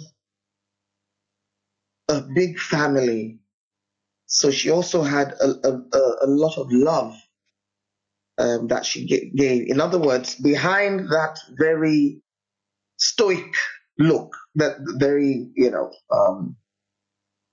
disciplinarian persona that she had, she was actually a very sweet and soft person. She spoiled us all rotten. My first encounter of her was when my parents went back to Nigeria, and straight from the boat, we went back home, not by plane, we went back home on the ship. We were all taken straight from Apapa to Okisuno. That was my first encounter of Okisuno. And even as a young child, as a young girl at the time, I felt a certain presence. Now that I'm older, I can relate to what it was. It was like if you moved near her, because as a young girl I wanted to run to hug her, you will feel it was like I don't know whether to call it electric shock. There was something you felt. You would know that this person wasn't ordinary. She was not ordinary at all. But she was very kind, and I believe she knew what her purpose was. She was like somebody who wanted to solve, maybe a little bit like our Irelu, always ready to solve everybody's problem, always ready to listen, and she was a great listener. Sometimes you think that she's dozing or she's sleeping. She was listening to you with her eyes closed. And once in a while, she might stop you and give you a message, tell you what she wanted you to do. Now, Sisi Sede is sadly, Babajo asked about Sisi Sede. She sadly passed some years back. She was ill and she passed on. But Sisi Sede was her only child. Her name is actually Sediti. She was Georgina Sediti Emmanuel. Her father was also an Aladura, and he was the Emmanuel. And that's how Mama became Mrs. Emmanuel, so Abiodun Emmanuel. But she's really from the Ababa Elliot family. That is the family of our grandmother. And she was an older sister, see our own grandmother. I have some of my cousins here who came on here because they also want to connect, with the family. They were probably young. Some of them lost their own parents, dad, mom, those parents were very close to Captain Abiodun, but they died very young. So the only kind of connection, apart from ourselves, but when it comes to any kind of spiritual connection, it will be with Captain Abiodun Emmanuel. So I have my first cousin, Obafunke Martin Luther. I think I've seen her here. I also have Abimbola Alade, who's also a cousin. And these are they're young women, very formidable in their own rights, but they also have a sense of wanting to know, wanting to connect, with their lineage, as it were. And there was nobody, because sadly, most of our parents died early. Their own parents died very early. My mother also died early. So there was nobody to pass on any kind of information as such to them. They're hoping that maybe through Irilu or through Babajo or somebody who knows, more things than I would know, might be able to also help them and help myself, help us all to have that connection again. Because this woman was an amazing human being to us all, especially us that knew her firsthand. Obafunke Luther is here, ma. Abimbola Alade is here. Another one of my cousins, Nike Olusoya. Now Mrs. Ivor is also here. My younger sister, who was very close with our mother, I believe, Princess Adepeju, are you there? You actually used to go to see mother with our mom, with our late mom. I'm not sure whether you have anything that you can add to this. Princess Adepeju lives in Canada. And well, can I say I'm trying to find somebody with twins in your lineage. Oh, there are. Our grandmother was Idowu. Now I need that connection. She was Who's Idowu. got set up? Oh, no. I'm not talking about spirit world. In your lineage, I need to trace twins. If the twins are not there, then somebody did a termination. I've got twins. Our grandmother was a twin. She was an Idowu of twins. No. Can I stop you there? I'm going to move on to the next thing. I think Princess is used to the way I deliver my messages. I have said my bit there. The twins will return. I had twins. That's right. Thank you. That's what I'm looking for. And myself, I lost twins. Yes, I lost. I'm very clear when I see something. Very clear. If it's somebody in the spirit world that is this, I would tell you. I know the twins. So who's got twins that are alive? No, not alive. I lost 2 sets of twins. Good. 2 of you have lost 2 sets of twins. Excuse me, that lady, please take my number. I need to talk to you. The one with the twins. Obafe, please remember, because I won't remember. I need to go to the next thing. Now, I'm sorry. I'm going up to doctor now. I'm sorry. Can we all studio? Can you mute everybody, please?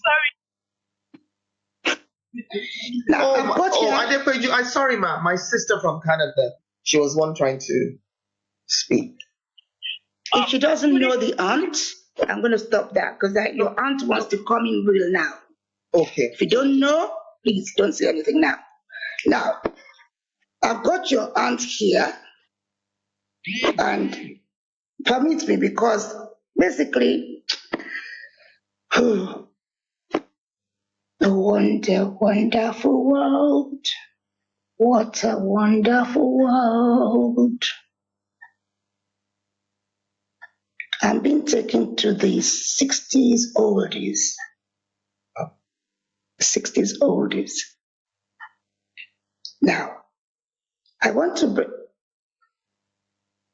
is there a writer amongst you? Who is a writer? Who is a writer? who's got the gift of writing.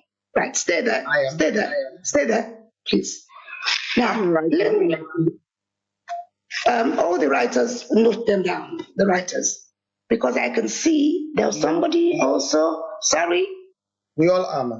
there's somebody who would have taught on a blackboard, and you would have taught on a blackboard with chalk in your hands. I need to get the descendant of anyone who would have been a teacher in the days when they used to use chalk on a blackboard. I'm not going to deliver messages. Take that down, please, Princess, because we'll return to it. Now, I want to go. Was a teacher. Good. Who is that? Please, can you take that down for me? Obafe Ikemi. Good. Thank you. Thank you, Princess. I now want to move on. I'm trying to move on, but I'm being stopped because a gentleman has just come in. This gentleman, let's see. Wow, this must be Ike Road. There's no doubt. This I know. This is definitely Ike Road. Now, let me see. There's a line of thoughts going at this point in time.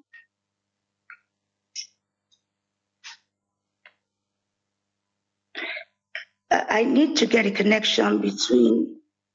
There's a hymn book. There's a hymn book. There's a hymn book. It's a hymn book with the songs of this gentleman, Ike Dairo. There's a book made specifically. The whole hymn book would have been a second edition of a hymn book of the Aladura. We need to get to that. Let me go to. I've just seen a river not too far from the burial ground of the Orimolade. This is a river not too far from it. And that water is very important. Princess, can you please take it down for me? That water is very, very important. And I think that is where the spiritual gift of water has come from. I've just been shown. And it cascades down. The ministry of Mose Orimolade holding on tight to water. Water is very powerful. And all the different churches that came from Orimolade, this gift of the power of of healing with water has come from that river. Has come from that river. And the placing the hand, whoever Orimolade placed the hand on, and if that person placed hand on subsequent one, that gift of being a healer with water exists, and must be preserved. There's also, I can also see word of mouth. Word of mouth is very, very important. Let me move on to Princess. I can see no shoes on, the importance of no shoes on. The importance of wearing no shoes also came from the washing of the feet. I'm looking at a particular ceremony. I'm looking at a particular way in which Mose Orimolade kind of initiated. I'll use the word initiation because I don't have any other thing. But there's a process. I don't know what process they use in any church that is Mose Orimolade, but I've been told it goes from one hand to another, from one hand to another. So that is very. Now I can see cubes of sugar. I can see cubes of sugar. The cubes of sugar I can see again. Then I can see bags of salt. So this is very. Look, I'm going to stop where I am because I'm being taken far back to Mose Orimolade himself. and information about him. So I think we need to go as far as knowing about Musuri Molade, how he came about the powers, and how he actually passed on the power through laying of hands, I would say. So laying of hands, because even my hand is feeling hot right now. It's feeling hot right now. So there's something special. I'm not Aladura. So perhaps there's somebody. Otuba Falashe, can you help me with what Otuba Falashe, do you have anything to say? You are Baba Ijo somewhere. I have a few things to say, just Please go ahead. a few things about. I actually was born like all the princess, whether as a Methodist, and in this country I became a pastor of Methodist Church UK. But a drastic thing in my life made me go to an Aladura church. I lost a wife with small children, and the doctrine was very straight to me. People dressing in white. It's not that I don't know of Aladuras. I know about Aladuras back home in Nigeria, and I have respect for Aladura people. At the time, I thought perhaps I'll come here for consultation. But after a few sessions, I found my Africanism or my Yoruba culture in the church. And I was particularly preoccupied with finding Christ as a Nigerian, but not as an English person or European who will go to church for 1 hour.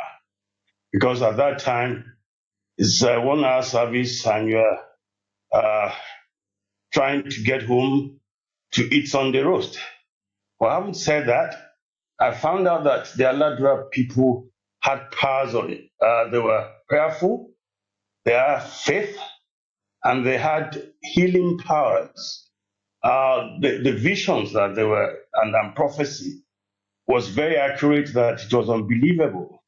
The church I go to, we don't do what a lot of Nigerian churches call it, that is using things for prayers, but we use water, oil, and sometimes candle.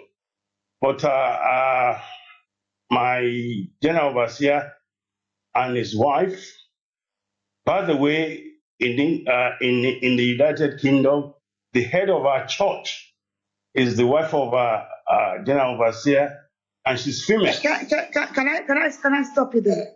Yeah. How did where is the ministry you're part of? Who laid hand on? I need to ask that question. Who laid hand on? Only dance. The person that used to lay hands on us was the spiritual head or his wife. And sometimes when No. Can I stop you there? Sorry. Who laid hands on them? Who laid hands on them? They had their spiritual fathers too. They left a church in Sulere to form their own church. Can I stop you there? I'm trying to trace your ministry to any of the sects. So yes. Was it my ministry came from Holy Savior in Sulere, and they actually came off Baba Tubu. There was right. Can I stop you there? We need to know more about Baba Tubu. I want us to focus on the first set of these gifted Yoruba spiritual leaders. They were spiritual leaders. And now one is trying to trace where their ministry, from what Papa Agbede said, decentralization. I want to hold on to that.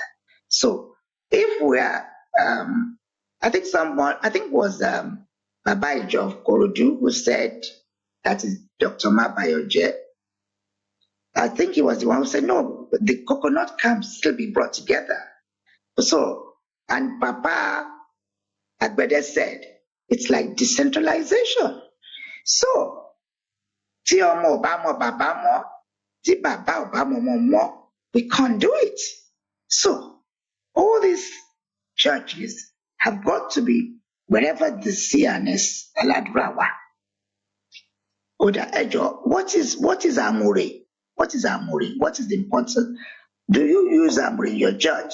That's disciple. Otuba Ejo, Yes, Otuba Falashe, we do you use do Amore that. in your church? We do.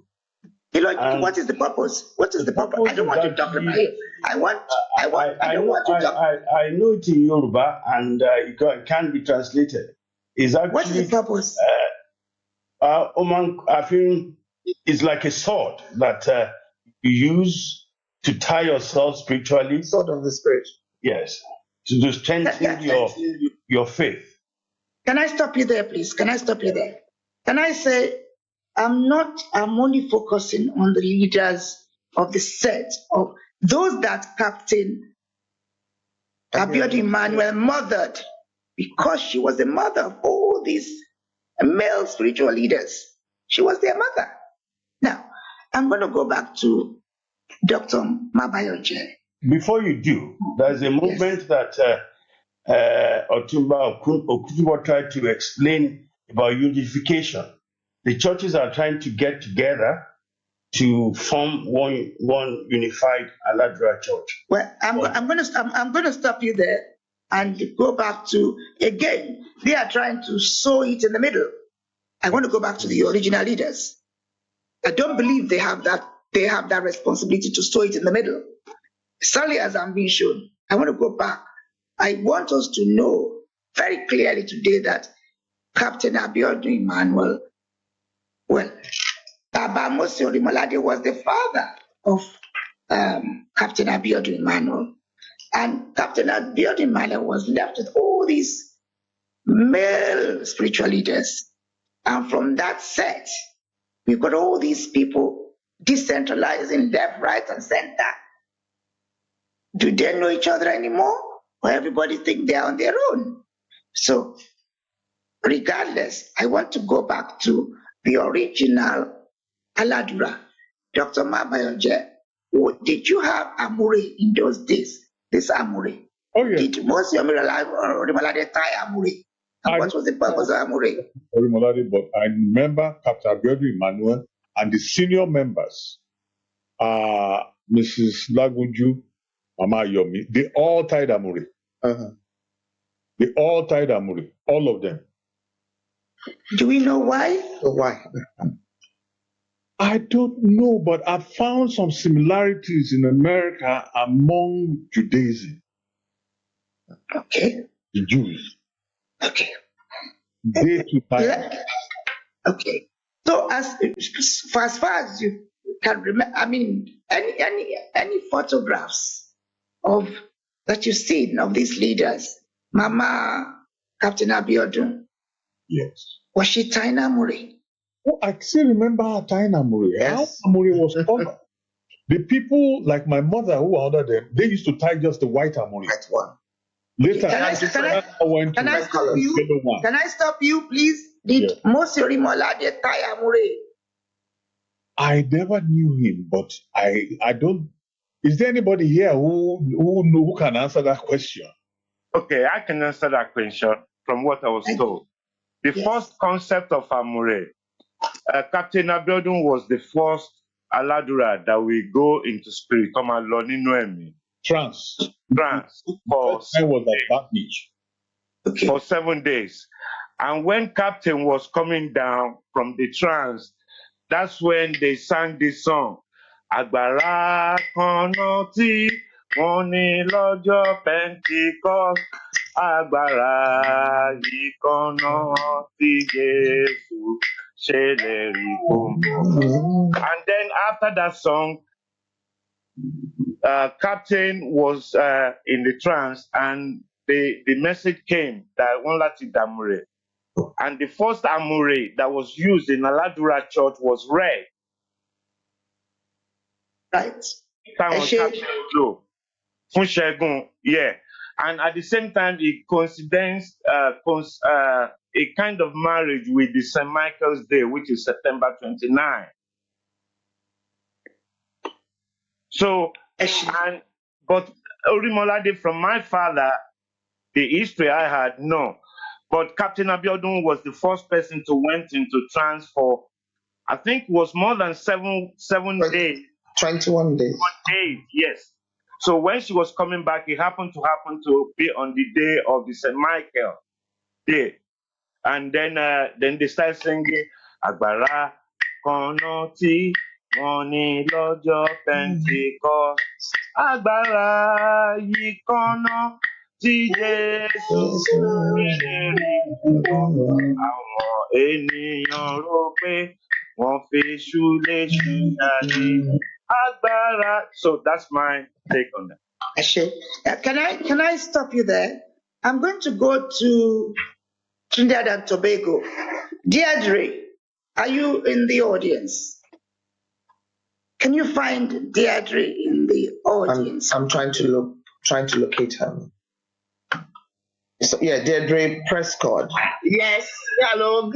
You're welcome. Hello, my darling. Yes, hi. Now, thank you. You've been listening. Yes, I have been. Right. Can you tell me in Trinidad and Tobago, listening to what you've heard so far, do you have similar in Trinidad and Tobago? Yes, we have people who are Tell us more. naturally gifted, and you will meet you and just be able to say things to you. And be, people who don't know you at all. I have had experiences where people come and tell me that they have dreamt me, and I have, there are things. So there are people like that.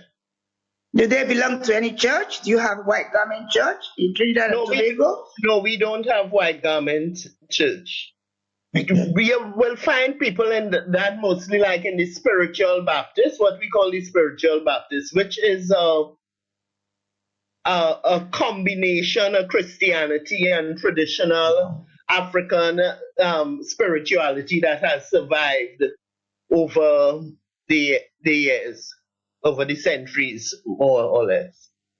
So what you're saying is that you are saying that out there in Trinidad and Tobago, tell me, do they go into trance? Do they go into trance? Yes, they do. Tell us about the trance. Well, for trance, they would be able to, whether you're in church worshiping with drums, or whether you they will have possession, just go. You could almost see their physical features changing, although it's the same person. They have more energy, they are able to say stuff. Can I just home in on the word you've used? Possession. Yes. Possession. Spirit possession. Spirit possession. Right. Thank you for your contribution. I'm going to move on. Do you see Aladura in Yoruba land? Do you consider what happens in trance as spirit possession?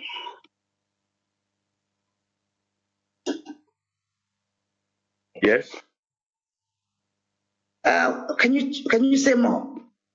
Well, it is the same thing that what the lady was saying from my research as an Aladura boy going around the world to trace the Yoruba journey into the New World in Candomblé culture, which they practice in Brazil, and John the Baptist, which they practice in Trinidad, and the Lukumi, which they practice in Cuba, and then the spiritual, another they practice in Cuba, and then the Vodun that they practice in Haiti. Well, Aladura, when they said one riran, it is.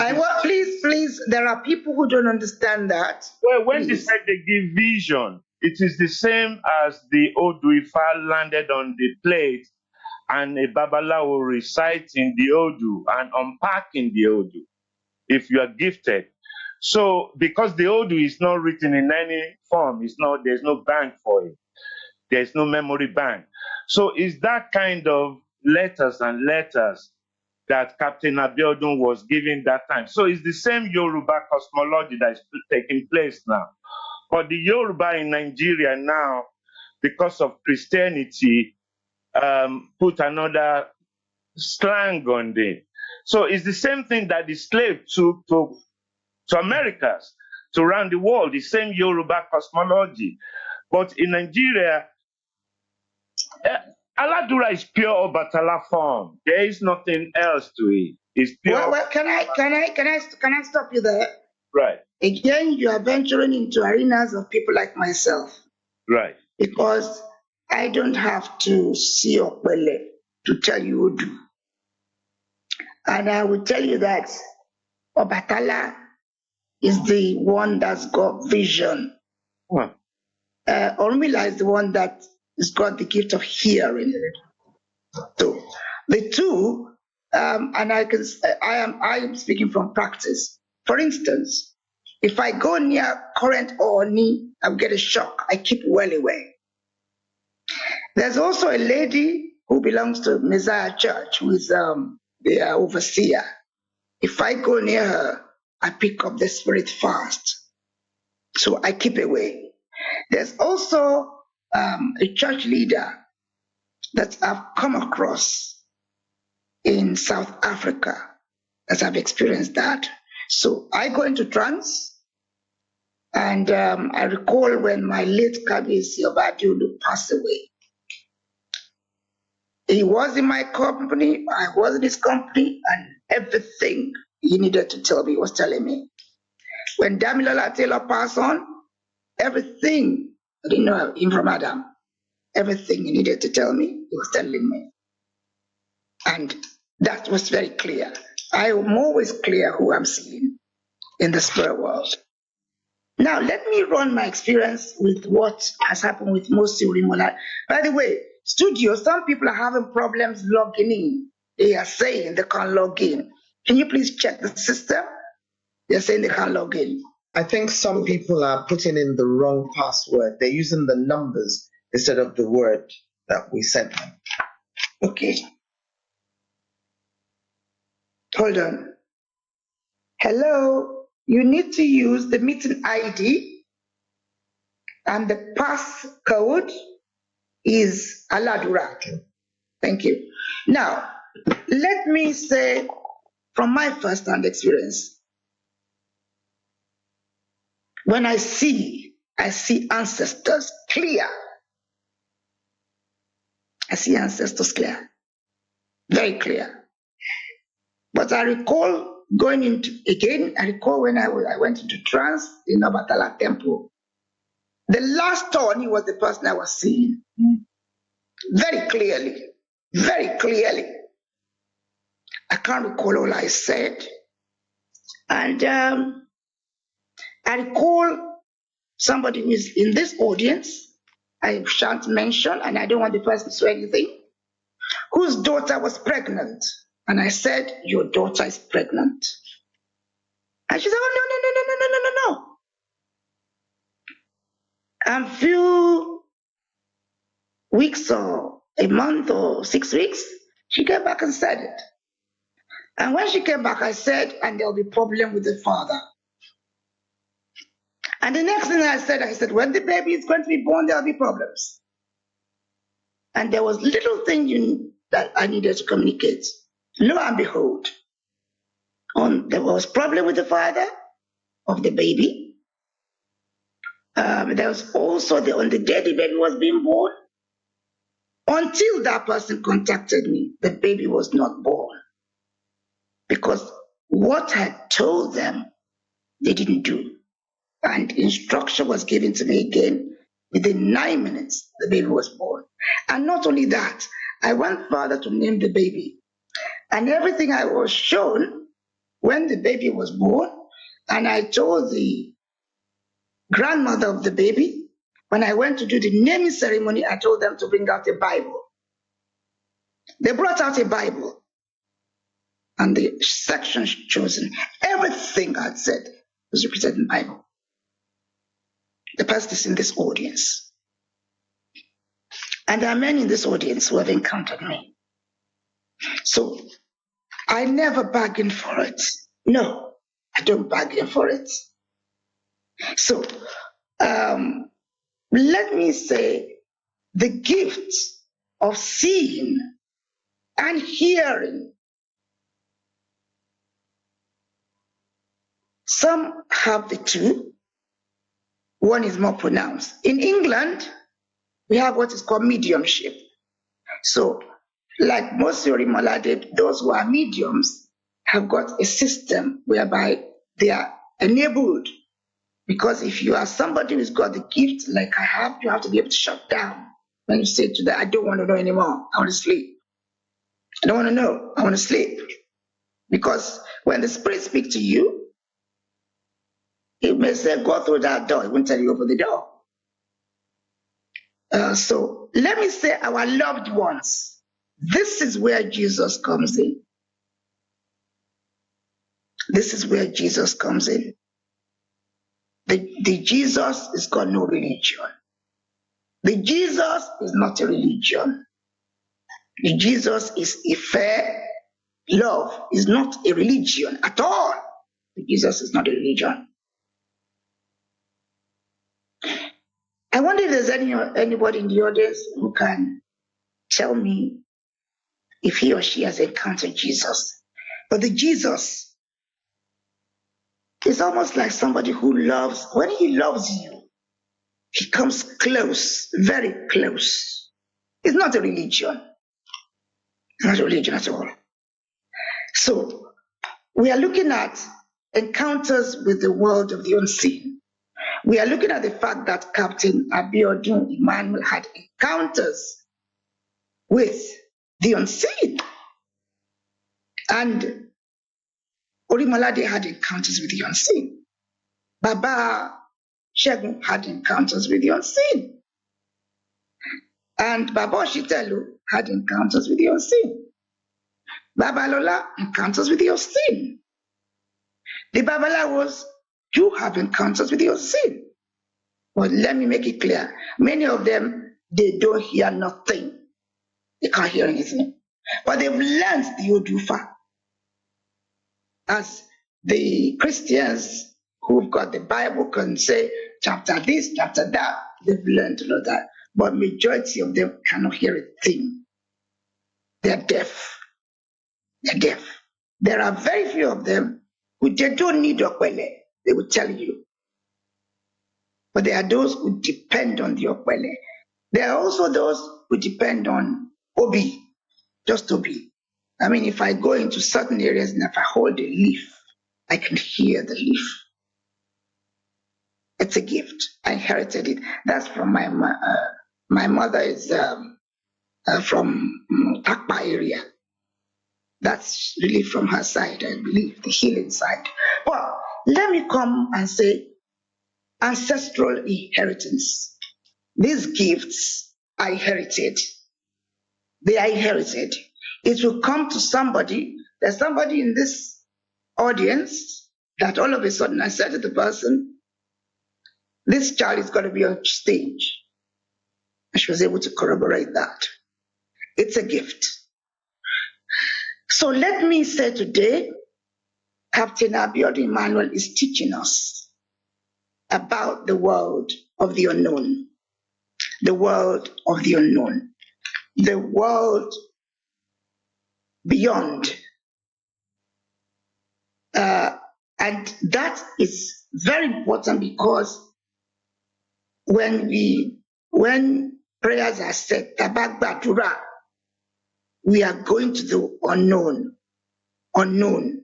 The issue of rituals, I use the word eto, rituals. Earlier on today, I saw somebody claiming to be Aladura. They were throwing eggs. They said they are doing exorcism and being nasty. Being nasty. Now, conduct of women who are spiritually gifted is something that has been flagged. Now, conduct of women, very, very important.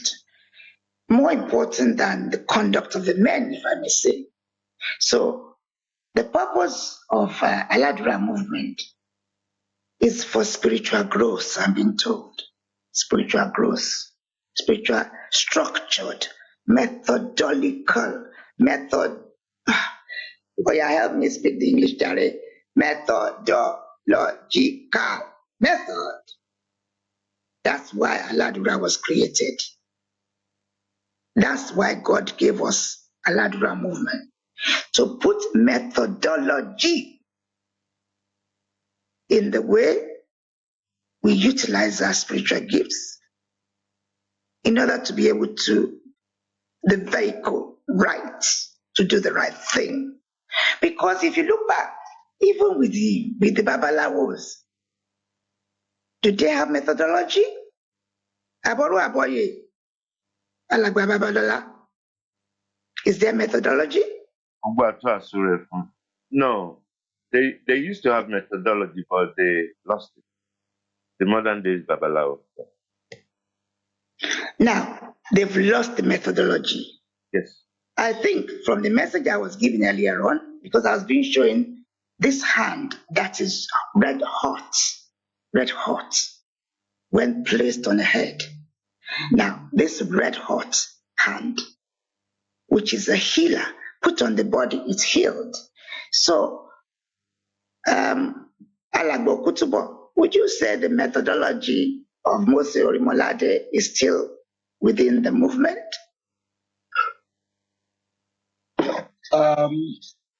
Definitely, I would say it is still there. But what I think is happening is that we have some people who are claiming to follow Moses Orimolade. We have people who are claiming to be churches of cherubim and seraphim who have probably departed, who are doing other things, or who were never even part of the cherubim and seraphim. Like I said earlier, culture has come in. Like you also identified earlier on, we have a mixture. We had originally Mozuru Molade came from a family of traditionalists. So again, we have people who have come in even as traditionalists. I think what we also can find, especially in recent times, is that perhaps the cherubim and seraphim, because of the lack of unity, is probably one of the easiest churches that anybody can just set up and say that they're cherubim and seraphim. Because there are certain good things about cherubim and seraphim which is attractive to their audiences or to people, and people are sometimes capitalizing on that, but particularly for their own selfish ends. But the long and short answer to that question is that methodology still exists in quite a number of churches. Thank you. We are fast running out of time. I'm going to invite Pastor Akumi, who is in the audience and has been listening, to share his thoughts. You have 3 minutes, Pastor Akumi. Please introduce yourself. Thank you. Good evening, everyone, our elders, all our people who have been on this group. I am very, very happy to be part of this program tonight, and thanks, Erilu, for inviting me. I just wanted to say one or two things. The first thing is looking at what we've said so far, and the fact that, to me, every organization has a vision, especially when it comes to spiritual organizations. And I believe that the Aladura movement was a vision that was granted or that was sent by God. And for every vision, every spiritual vision, there is need of focus. And the moment the focus is taken away from the vision, we can begin to look at ourselves. Of course, in every vision, we have people who God will direct to the organizations who will have their different giftings, which would eventually lead to the fulfillment of those visions or that vision. But the moment people start looking at their own gifts as individuals, not looking at all the gifts together, helping to accomplish that vision, then there will start to be problems. And I think that's one of the major things that really led to what happened to the Aladura churches. And I think if there could be a way of different leaders, because it's spiritual organization with different Can I gifts. stop? Can I stop you there? You belong to Redeem. Where does Redeem fit in this, or you used to, or still do? Where does Yes. Redeem fit in along this line? Well, I redeemed started from a man called Reverend Nakin Dayomi, who is from Ondo Town, where I also come from. I think there's a lot of what I realized, and from what we said tonight, is that from the western part of Nigeria, there's a lot of spirituality. There's a lot of gifts that, at different times in different dispensations, God raised people up to nurture people from that part of the world, so that they can carry out God's vision, spiritual vision for the world. Unfortunately, people would at some point have their own desires to do things their own way, carve out their own visions out of the vision of God. And I think at the moment, there is a lot of confusion. And that's what I've seen. There's a lot of confusion. People don't even know what to believe anymore. People don't know who to believe. But the one thing is sure, the Bible is true. Every vision. Dr. Lushola, take over. Sorry about that. Dr. Lushola, take over. Thank you. Dr. Olushola, take over. Salamu alaikum. Wa alaikum salam wa rahmatullahi wa barakatuh. Thank you very much, Ma. I must give Can you take over from people don't know what to believe? Yeah.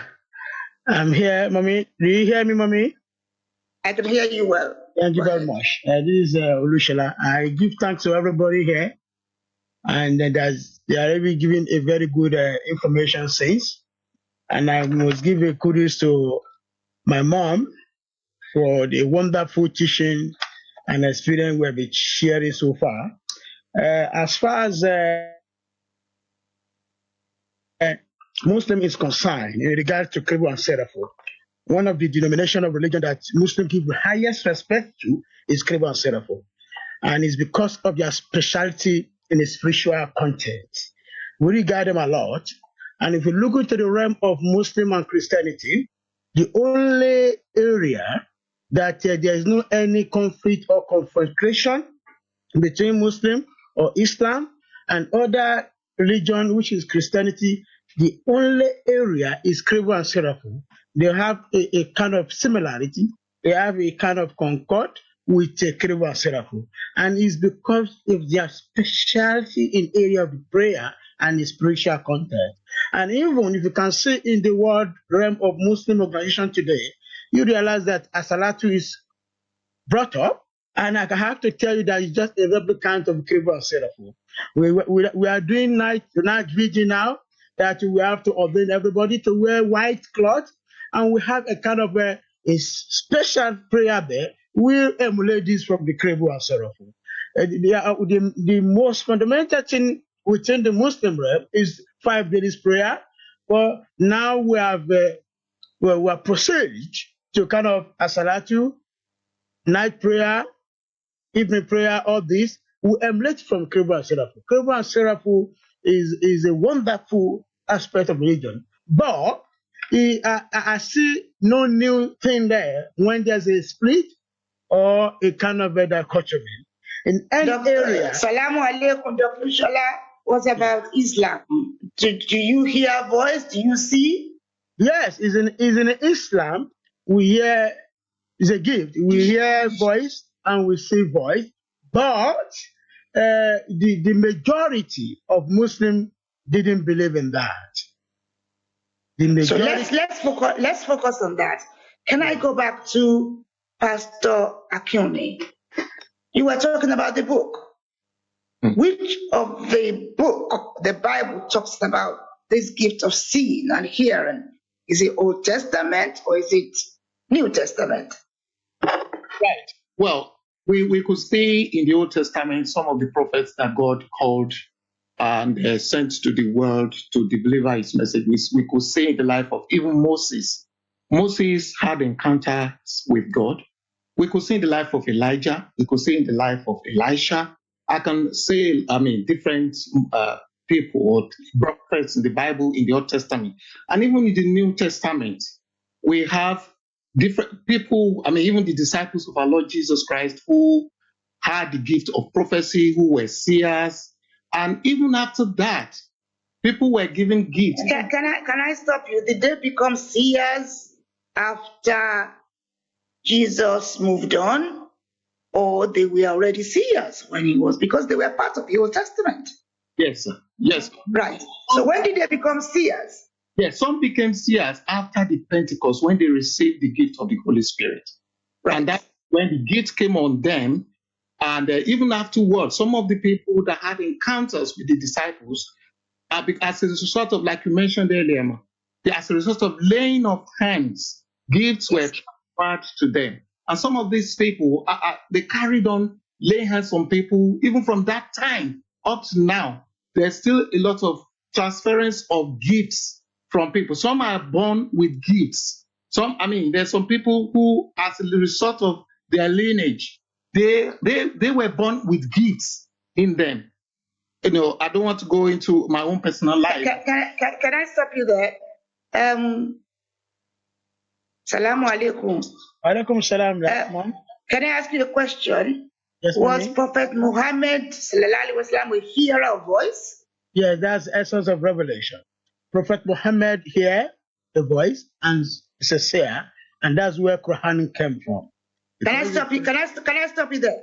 So Thank you. we have established, but now the subsequent people who are Islamic leaders, Yeah. do they hear? Do they see? We see most of them covering consultation. We They have offer consultation. we have some shiuk who is a seer and they hear, but the third part of it is rudimentary. They use sand, they use tasbih, they use water. All those one is area that there's a dichotomy, because some people have been using it as a means of their daily food, to say, okay, let me go and learn from one sheikh afar to learn how to establish a miracle from sun, from water, from this. And from that, a lot of fake issue have coming through. Some people are so blessed, but some people have taken it as another thing. Thank you. I'm going to do something now, because we are privileged to have amongst us somebody who is a daughter of the founder of Yoruba Nation. We are privileged to have her amongst us. And I know that Papa Awolowo was a spiritual being. When we were young, they used to say they were seeing him on the sky. I would want to explore from the daughter of our father, Papa Awolowo. I want to explore whether some of the things she's been hearing here, Papa Awolowo had. Earlier on, we were talking about Papa Awolowo inviting Aladura to come and pray for him. And Yoruba leaders, Mobolajis Johnson, all these politicians, even I heard Gowon used to invite, right? Yes. So I'm going to invite our dear Ambassador, Dr. Olatukumbo Awolowo to please share with us whatever would have been the case. Was Papa were you getting the help from Aladura? Was he Aladura himself? Over to you, ma'am. And a very warm welcome. Well, good evening, everybody. Good evening, Erelu. I actually was going to just listen tonight because this isn't really my turf. But, asking about Papa and what he felt. Well, Papa was a Christian. And he believed in prayers a lot, a lot. Nobody could have done the kind of work that he did. Nobody could have done what he did with his life without his spiritual backup. It just wouldn't have worked. It wouldn't have been possible. He was Anglican by birth. Then he went to the Wesley College in Ibadan, and that was where he became a Methodist. So throughout his life in Ibadan, he attended Methodist Church at Bini, which is now the cathedral. And in Ikene, he went to the Anglican Church. But Mama's mother was a deaconess at the Apostolic Church.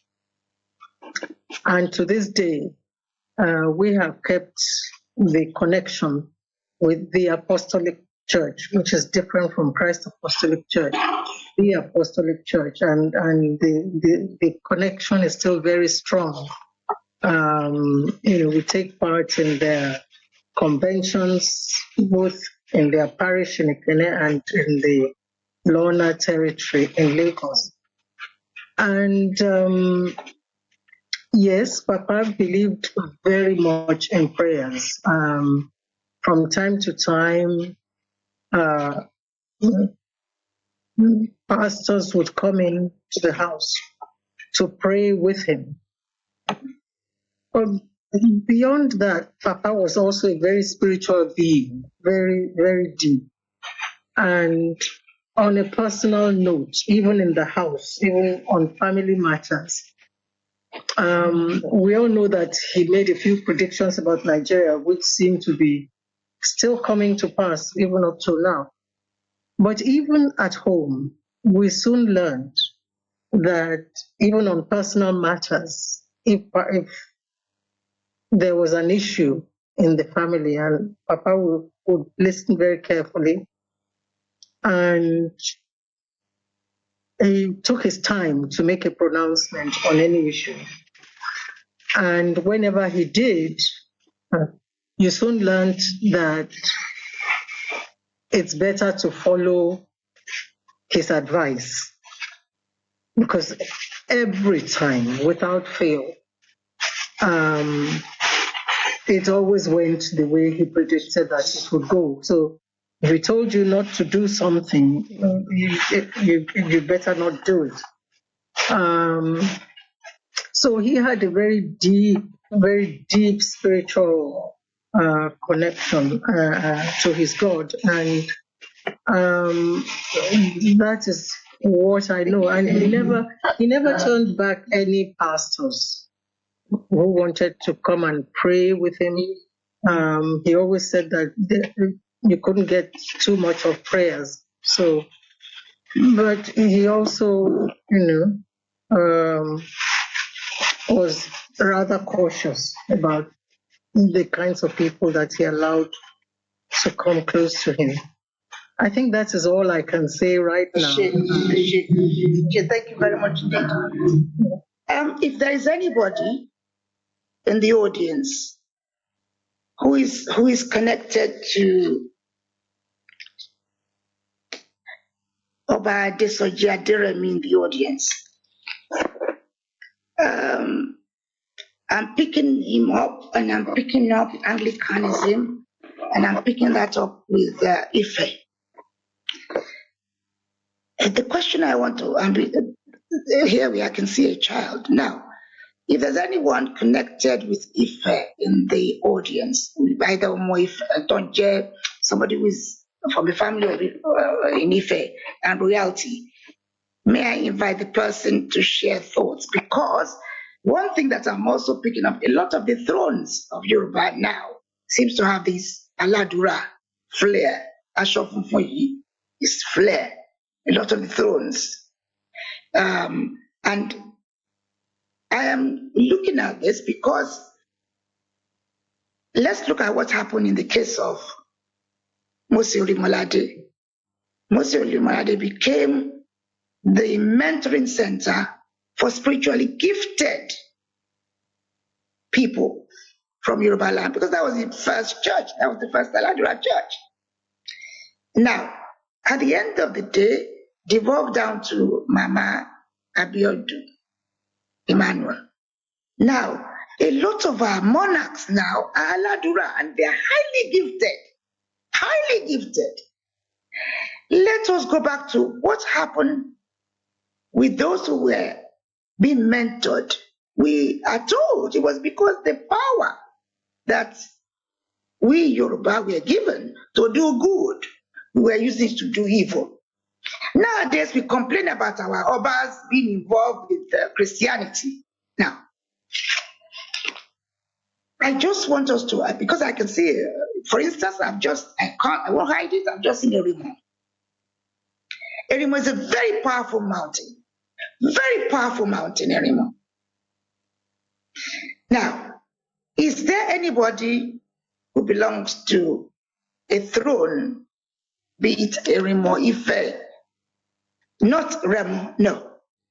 Is there anybody in the audience? Hello, Jarento Small, Jeshabi, Ife.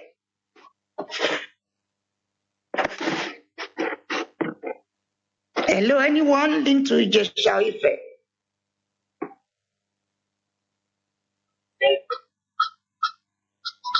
I can't hear the, sorry? Ó dàbí ẹni pé nìkan fẹ́ sọ̀rọ̀ àbí èmi ni mo rò bẹ́ẹ̀. Somebody is playing music. Can you please mute the person?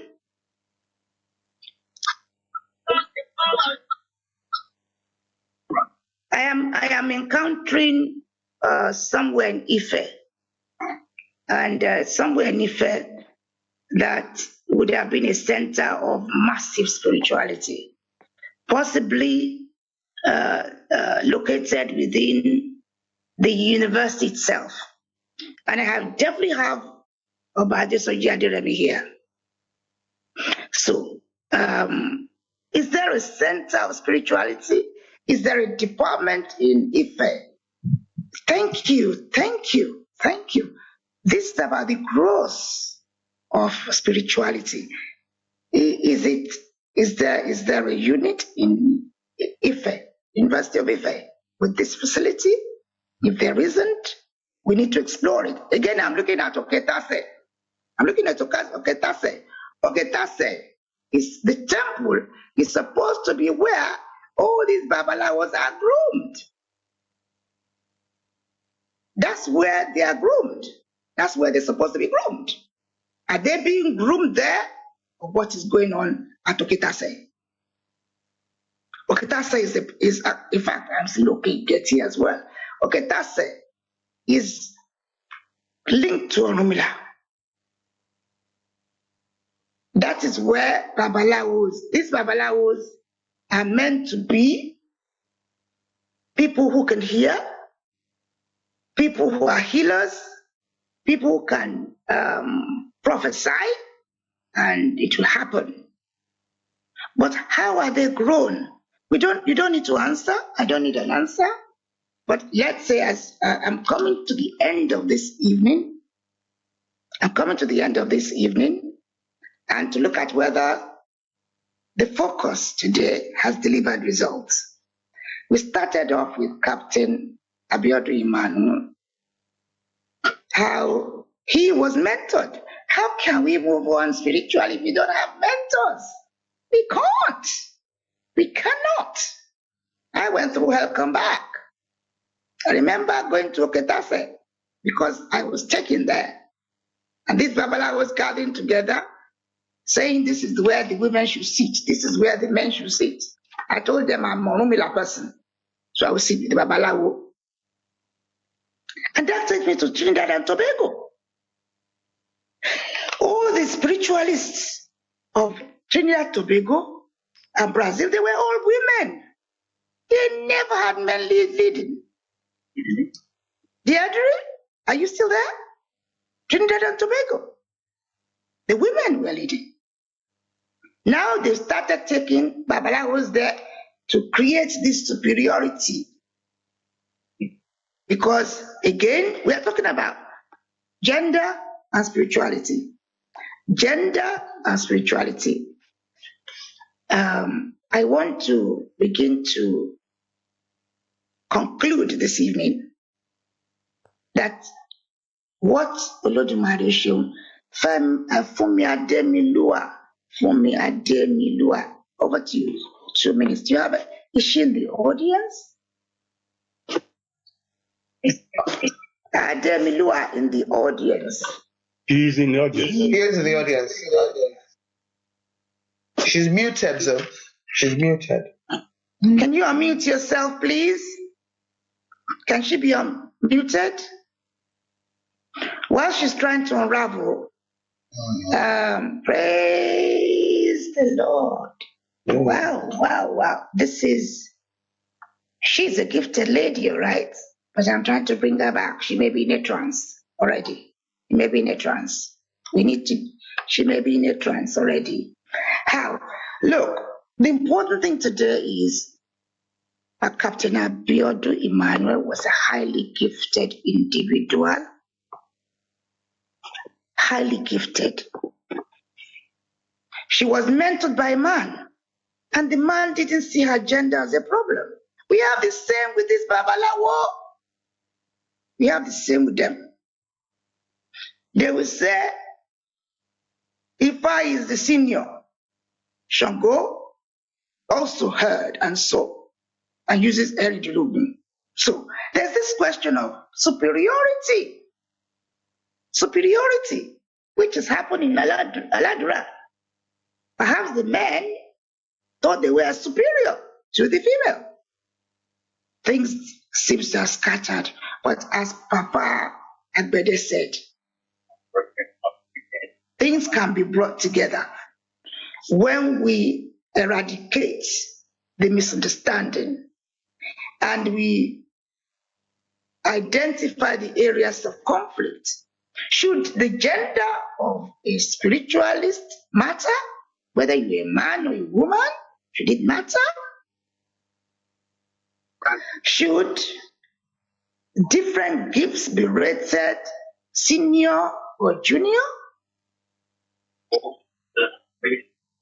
I guess these are the issues that Captain Abiodun Emmanuel's life has brought to the forefront for us. As we celebrate her, there's a degree of sadness. I'm afraid she failed to lead the men. Was that her fault? She didn't lead them. They left. So I think lessons for us there. And I think whilst I'm not Aladura, one has to think what is happening to the females in Aladura movement. As far as the traditional institution is concerned, they tell you women cannot lead.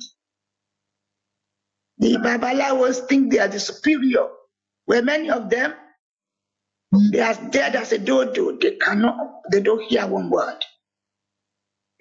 All they rely upon is the Okwele and the king, which incidentally somebody has put on some kind of technology.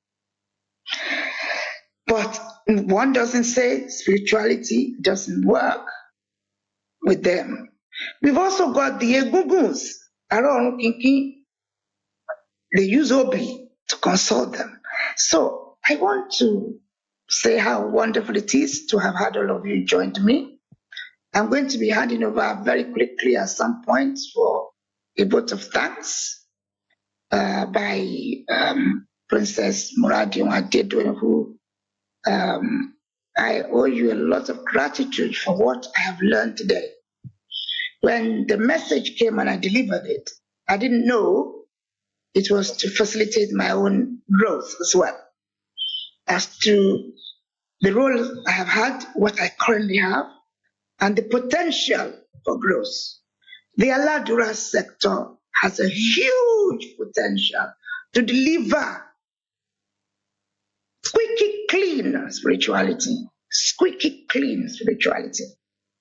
squeaky clean. Is it doing so? And if you run it parallel, the Babalawos, their business is talking to spirit. The Aladura is about spirit, and so on and so forth. On that note, I want to hand over to Princess Muradiun to do the vote of thanks.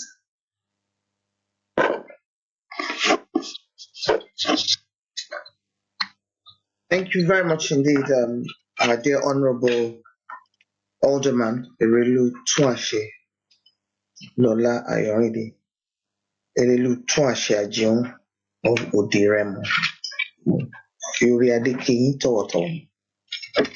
Thank you so much for your leadership. Thank you for convening and bringing us all together this night. Just as you also said, it's also been a learning curve for myself because I didn't know what this assignment, was about. I just knew, I felt it in my spirit that it was an assignment I had to heed. And we've been at this since 2015. So Reverend Mother Captain Abiodun Emmanuel was not going to leave until we did what her spirit wanted us to do.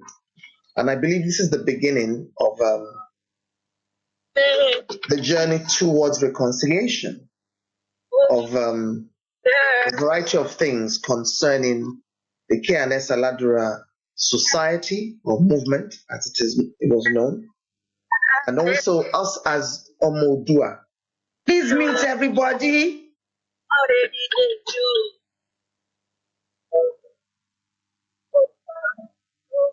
Can you hear me, ma'am? I can hear you. Thank you. So on that note, I'd love to say a very big thank you to all those that we invited and came. I didn't give any explanation. I just sent out the invitations. A very big thank you to my blood relations, whom all of us are grand nieces of Captain Abiodun Emmanuel.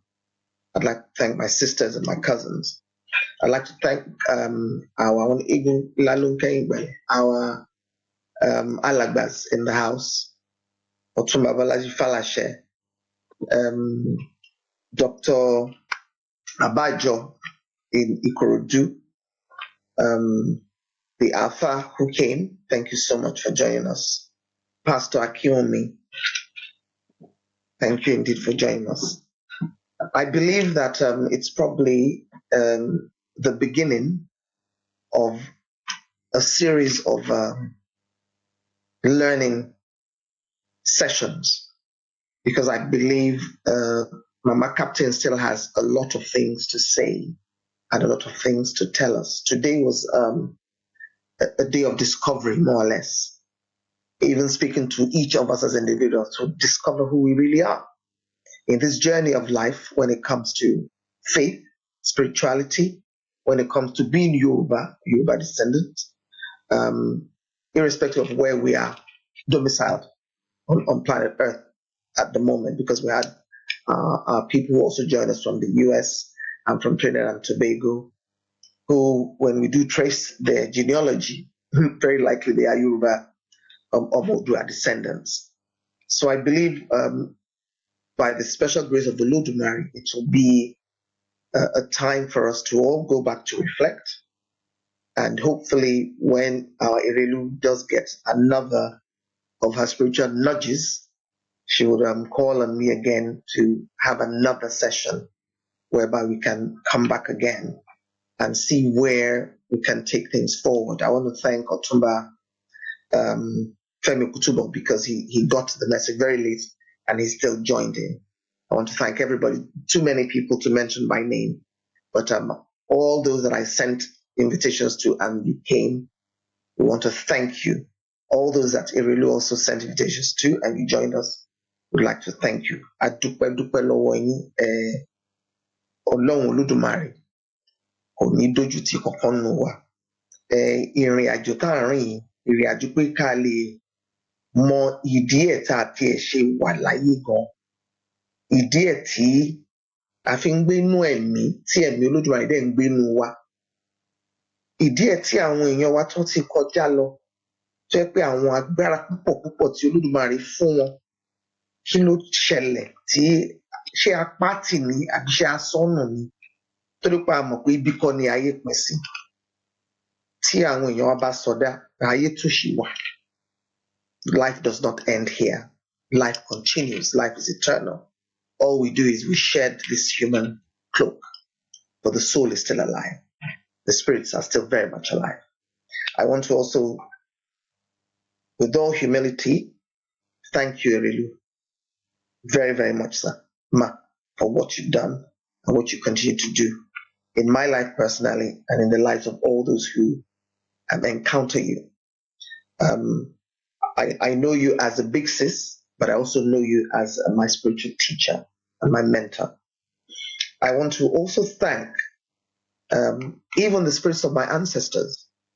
I feel their presence right now as I'm sitting. I want to thank Mama, or what we all used to call her Mother, Reverend Mother Captain Abiodun Emmanuel, for not giving up on me, even when I didn't heed on time. She kept sending you to me to remind me of what I needed to do. I want to thank all our young people in the house who joined, who are hungry to connect with their spirituality.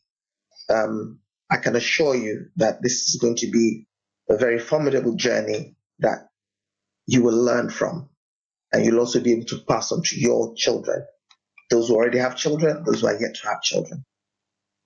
I want to thank Olodumare Obabubwaye for who he is in each of our lives, for preserving our lives.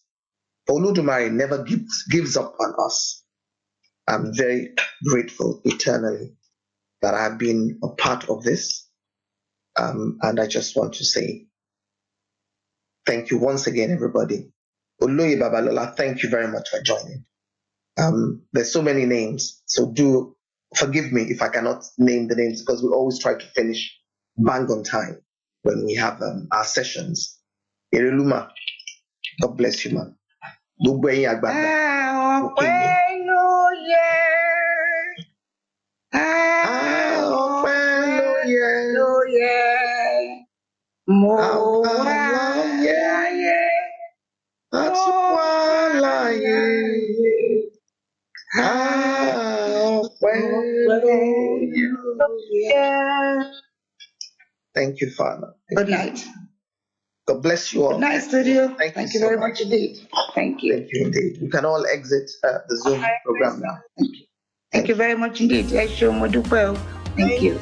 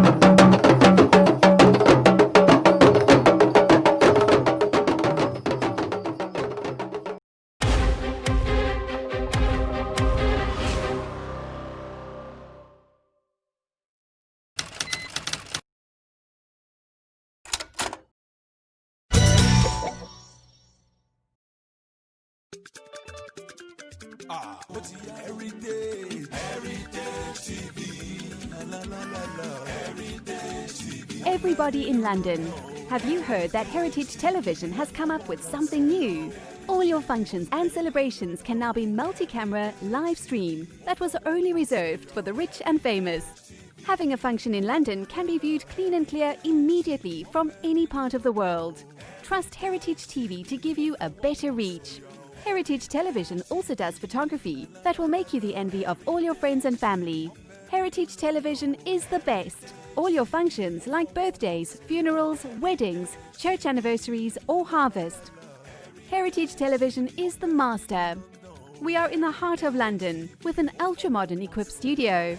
You can call us on 020-800-46100 or email us info@heritagetv.co.uk or mobile 0734 1234 560.